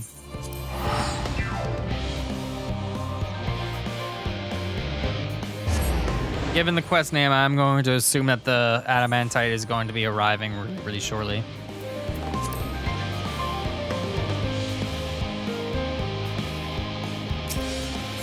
What did that say? Wait here, your companions are bound to turn up sooner or later.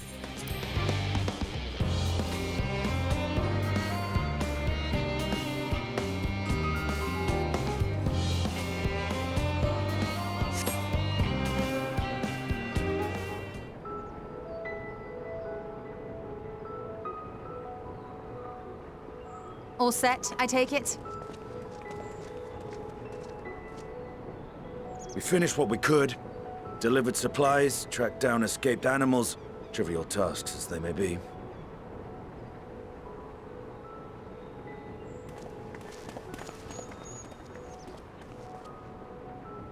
That's enough, don't you think? If there was anything more important still undone, that would be a problem in itself.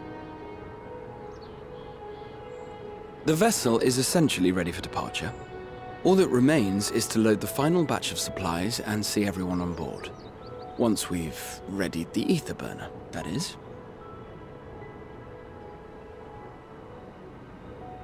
Ah, had a feeling we might find you all here. Our consultations with the Loporrits, too, have run their course. Pleased I am to say that our researchers' concerns have for the most part been allayed, though some insist on making adjustments to the very end. For their part, Livingway and her peers have graciously offered to stay and keep the people company, lest any lingering queries go unanswered. All that remains is to wait for the refined adamantite. Alphino, are you there? It's me, Kryl. Your special delivery has arrived. Round up everyone and come to the harbor at once.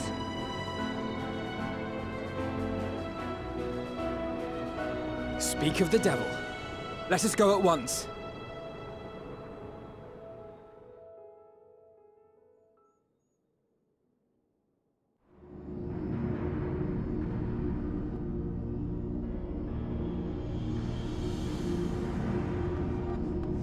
Forgive the intrusion, Master Fortuner.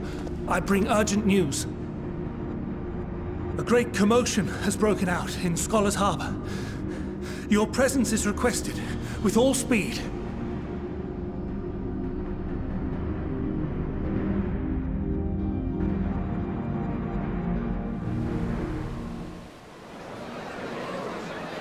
Now, where might this delivery be?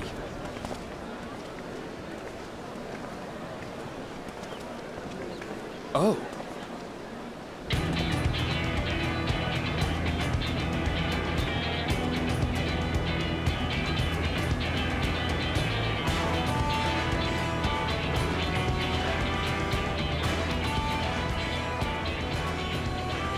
I'm sure it's very important, but we cannot accept these without the proper permits. By the 12! Surely, these can't all be.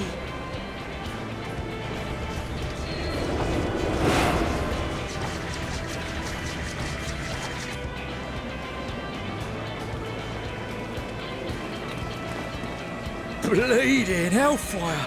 They're bringing them by sea and by air. All these folks and these crates.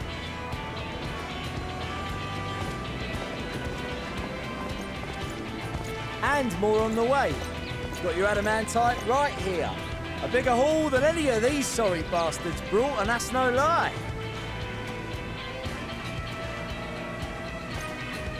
Yes, because you were charged with seeing the shipments from Gridania and Uldar here, along with your own. Give credit where credit is due. Sounds like the sorry whinging of a sore loser. An hypocrite to boot. Ain't no way a scrawny whelp like you took a dozen steps inside a Dalamud shard. I'll have you know I went all the way to the entrance. I played a vital role in keeping a lookout whilst our expeditionary forces secured the adamantite. Left you outside so you wouldn't get anyone killed, did they? Well then, credit where credit's due, you did a right fine job sitting on your ass. Take that back. Make me. I will not stoop to your level.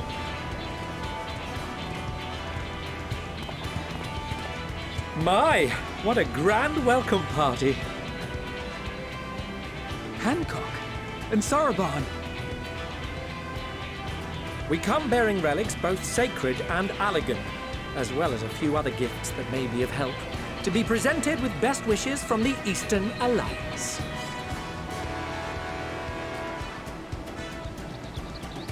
I myself have come with a sacred relic of the Kojin.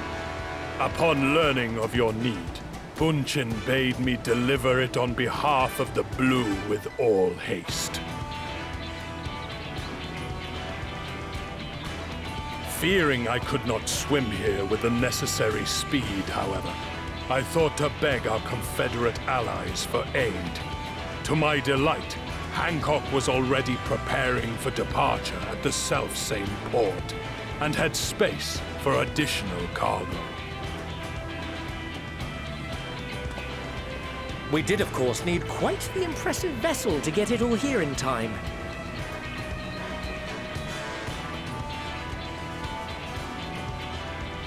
That is all wonderful to hear, but what of the extraordinary cost? I shudder to think of the ransom we must pay for such a bounty. Fret not for your coin purse, young Alphino. Lord Lolorito looks ever towards the profits of the future, and thus the East Aldenard Trading Company went to some lengths to reduce the financial liability. And since the Scions funded the entire venture, not a gill need be rendered up in compensation. Everything is already yours. We funded the venture? When? Don't let the name fool you. This coin keeper knows a thing or two about spending.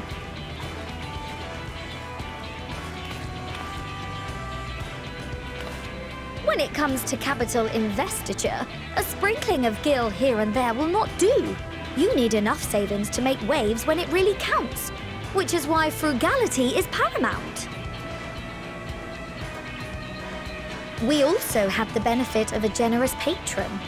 Generous being rather an understatement.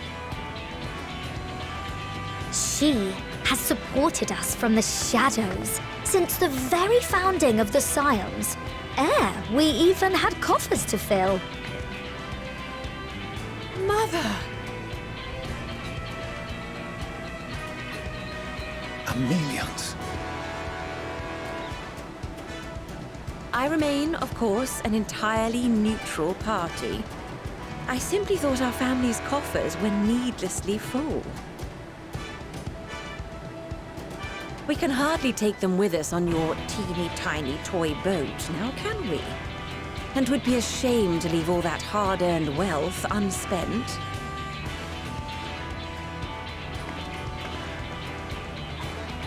Waste not.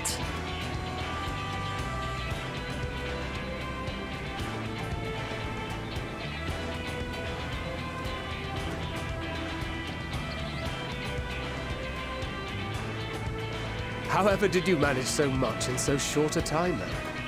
We expected word to reach only a fraction of our allies. Did I not tell you I have my ways? Erenville, you were involved too. I received a letter from Cryle after we parted ways in Labyrinthos. She explained what the Scions were trying to accomplish, and why you might soon require the services of the Gleaners, spread across the world as we are. I pray you do not interpret this as a betrayal of Charlie. I accept that the Forum's aim in pushing us to our limits was to preserve what knowledge we have, and I bear you no ill will for it. Yet, in collecting that knowledge, what I came to appreciate most about our star is that there remains so much we do not know. That is why I chose to help the Scions, to combat the obliteration of those countless, undiscovered wonders. I held no illusions that they would be less demanding taskmasters. Though, rest assured, if I had, I would have been sorely disappointed.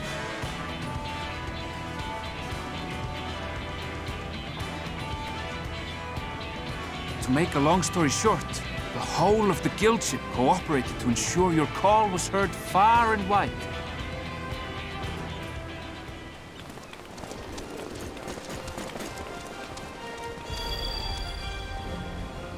What's this about a ship that can fly to the moon? And why didn't you mention it sooner? The one time you don't beg my aid, your problem's a bloody ship that can fly to the moon. Sid, you brought the team. Of course. Garland Ironworks' finest. You need only point us towards my new favorite ship. As you like us not suspect, we've also brought adamantite from Mordona's Dalamud Shard. I admit to some consternation upon first receiving Kryle's message. So few Scions remain at the Rising Stones now. Far too few for such an expedition. However, the Gleaners were able to secure us reinforcements. Idleshire's treasure hunters, not least among them. I know. How the gobbyflop thought. Slowfix's gratitude for the safe return of his daughter has not waned, and he gathered his kin to our side with an astounding quickness. The clash between their machina and the Allagan defences was a sight to behold. I wager even you would have been impressed by the magnitude of the gobby booms.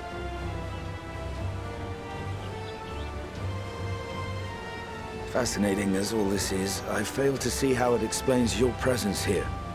Does Razat not have more pressing concerns?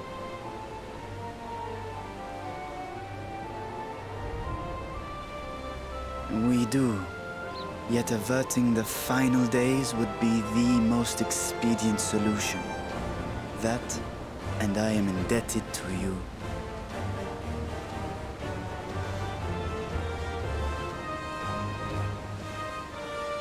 Though they chose to take their leave of Thavnair, those you saved in Galimund remain my people. My gratitude is beyond words.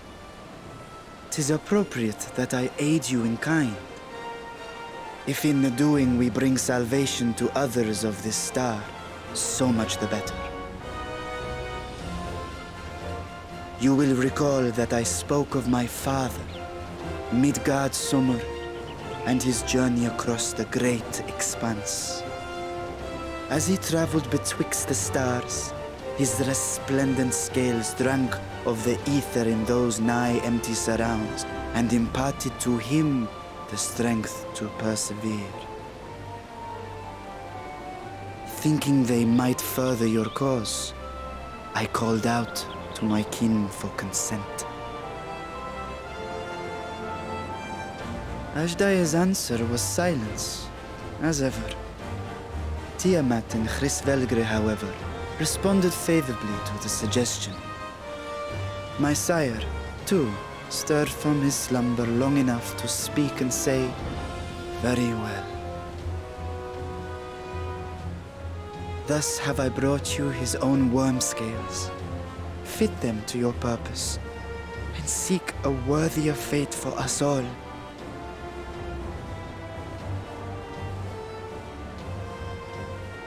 You'd be hard-pressed to find someone else so familiar with the unique properties of dragon scales. So I invited myself along.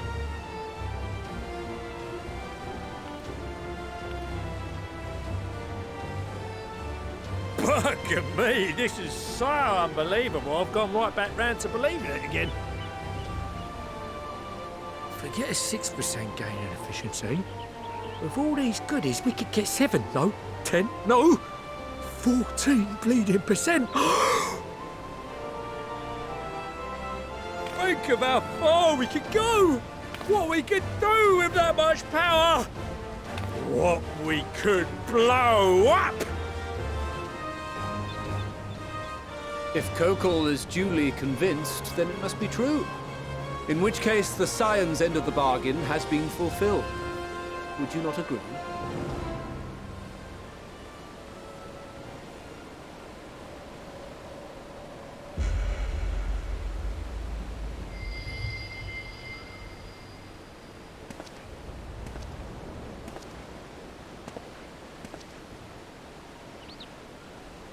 Yes, Father?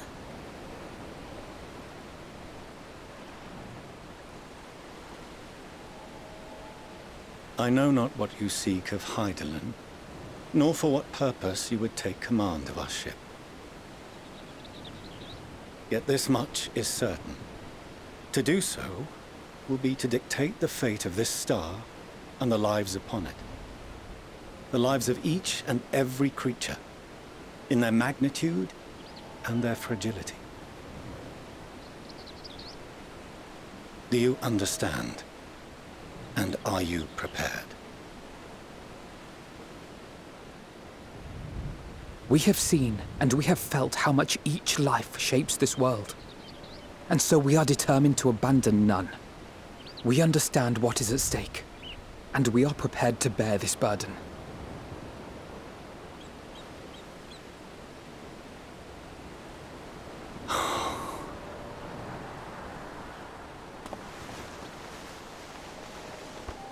Then I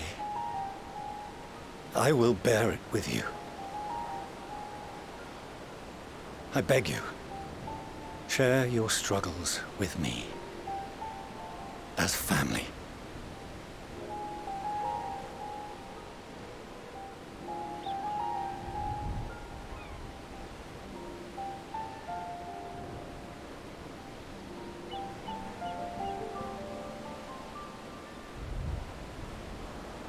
You grasped my fingers with such tiny hands the day you were born. I thought my heart might burst. It was love and happiness beyond expression. Overwhelming. And a conviction so powerful that I trembled with something close to rage. I had heard the final days foretold. I swore to myself then and there that I would not let them steal your futures.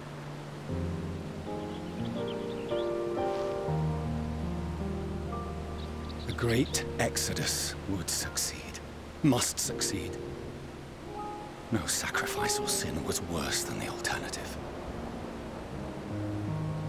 If anything gave me pause, 'twas mine own father. The Archon Louisoix openly decried Charlian's policies, a perspective which I regarded with increasing disdain as I grew older. Yet even as part of me thought him a fool, perhaps I also hoped that he, of all people, would devise a brilliant means to save my children. A naive hope, but stubborn enough that I could never bring myself to keep you apart.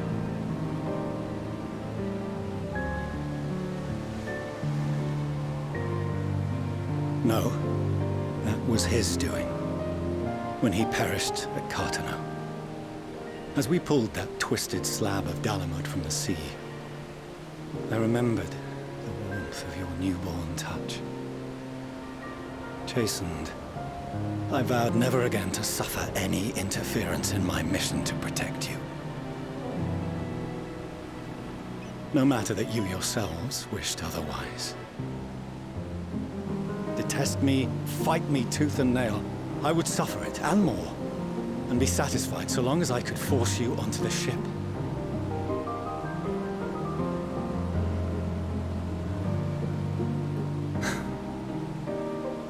I was wrong.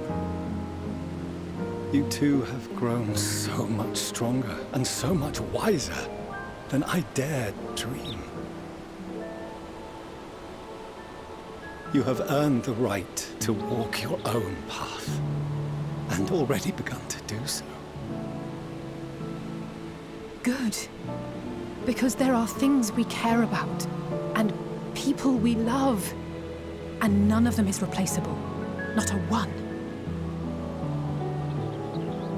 It cannot have been an easy journey for you to have come so far.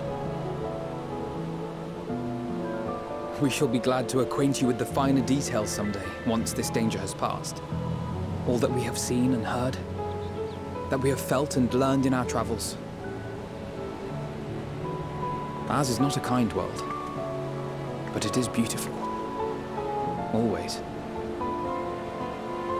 Oh no. Are you quite sure that's wise?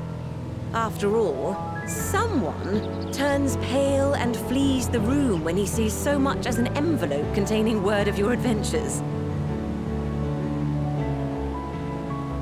Whatever will happen if he learns what you were really up to? Amelians.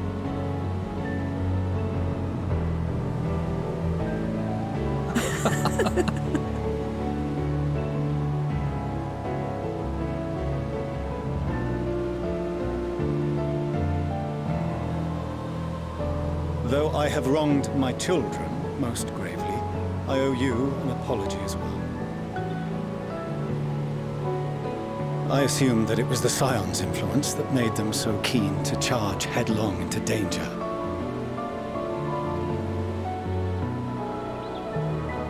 Yours, in particular. I see now that said influence instead brought them together with the many fine people gathered here today.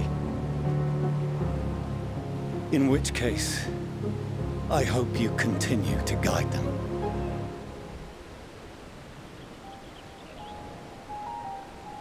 If we've finished loitering about the harbor, might I suggest we put our plans into motion? People are beginning to look confused. Perhaps you can spare a few words ere they resume the tedious lugging of cargo. You have no small number of friends and admirers here, after all.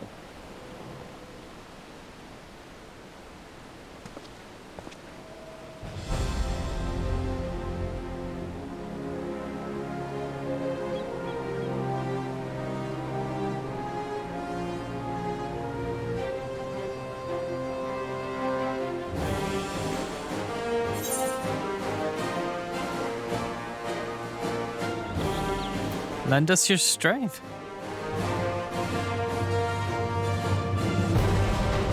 I would say them all if I had a chance.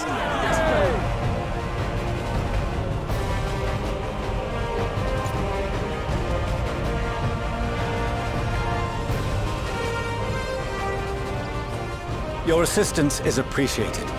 Now, in an orderly fashion, if you please.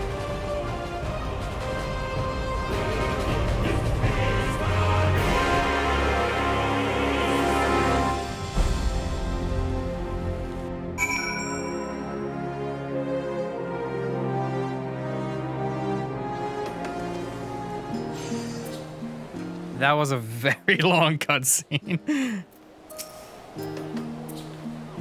It's not over yet. We've finally managed to clear the harbor, which means the rest is in the engineer's capable hands. Meanwhile, Father has issued us an invitation. As was agreed, he will reveal the means by which Highland may be contacted. We are to meet him at Emporia when we're ready. Given the vital knowledge he holds, I suggest we leave without delay. It transpires, however, that the foreign's method for speaking with her is not without risk. I'm curious to hear what those might entail. But regardless, be warned. Most of those who arrived with the adamantite offered to stay and see to any remaining tasks that they need doing. Form has already asked for my assistance in overseeing the process, so you needn't worry about a thing. Thank you, Tartaro. We're off to Emporia then.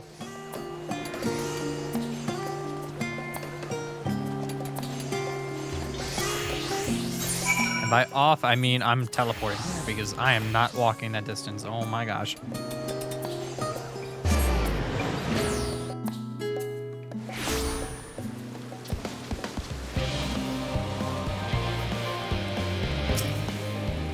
Zarius, I have already shown the others inside. You want to speak with Charliane.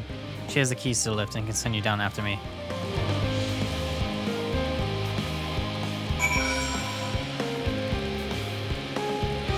Honestly, I was waiting for the moment where their father would have like a moment of, hey, I'm kind of a dick, and just kind of like had that moment with his kids. I've been waiting for it for so long and it finally happened, and it's like, there it is.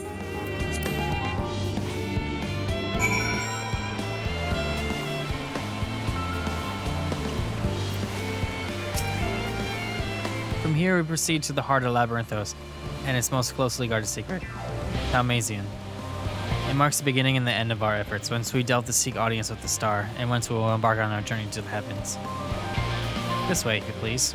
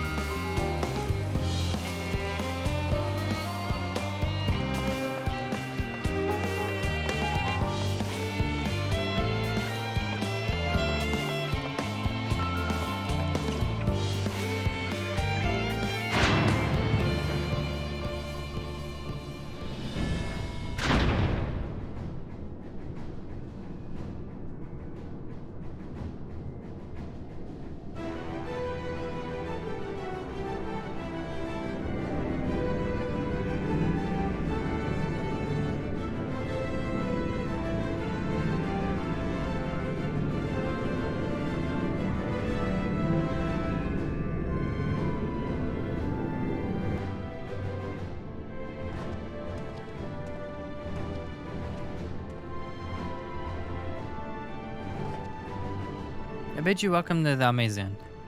Direct your attention towards its center to behold the arc to which we have long labored.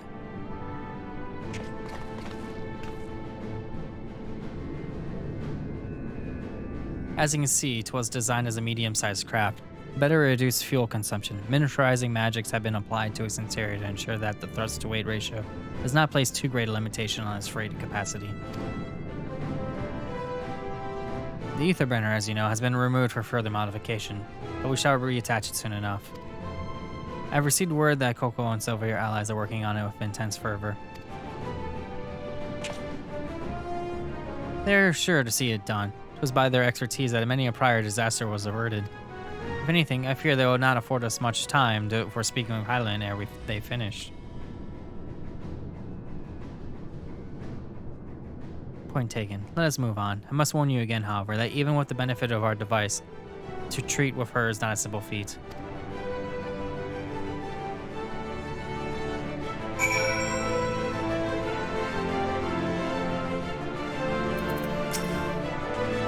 I've done what I can to impress upon you the gravity of what lies ahead. Are you prepared?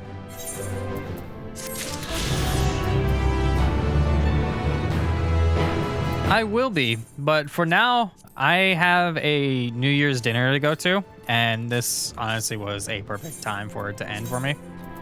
So let me equip all my new goodies. I have new gear on, all neat new gear on, and the hat still isn't visible. So let me update that, and we're good to go. So I'd like to thank you all for coming to the stream.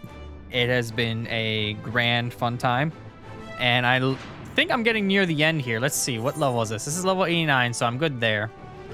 So I'll be able to start the next mission, no problem. I'm not sure if I'll hit a level wall at all. I'm getting kind of close to level 90, so I have a feeling that I should be fine. Because I think I just, let me check the journal really quick before I go any further here. Main scenario, Endwalker. No, I just hit level 89 in the quest thing, so I should be fine for the level I'm at now. So again, I'd like to thank you all for coming. If you're watching on Twitch, thank you. If you're watching on YouTube, watching this as a VOD, on YouTube, I'd like to thank you for sitting down and watching through the entire thing. I know these can be a slog. And again, you all have a great day. Happy New Year.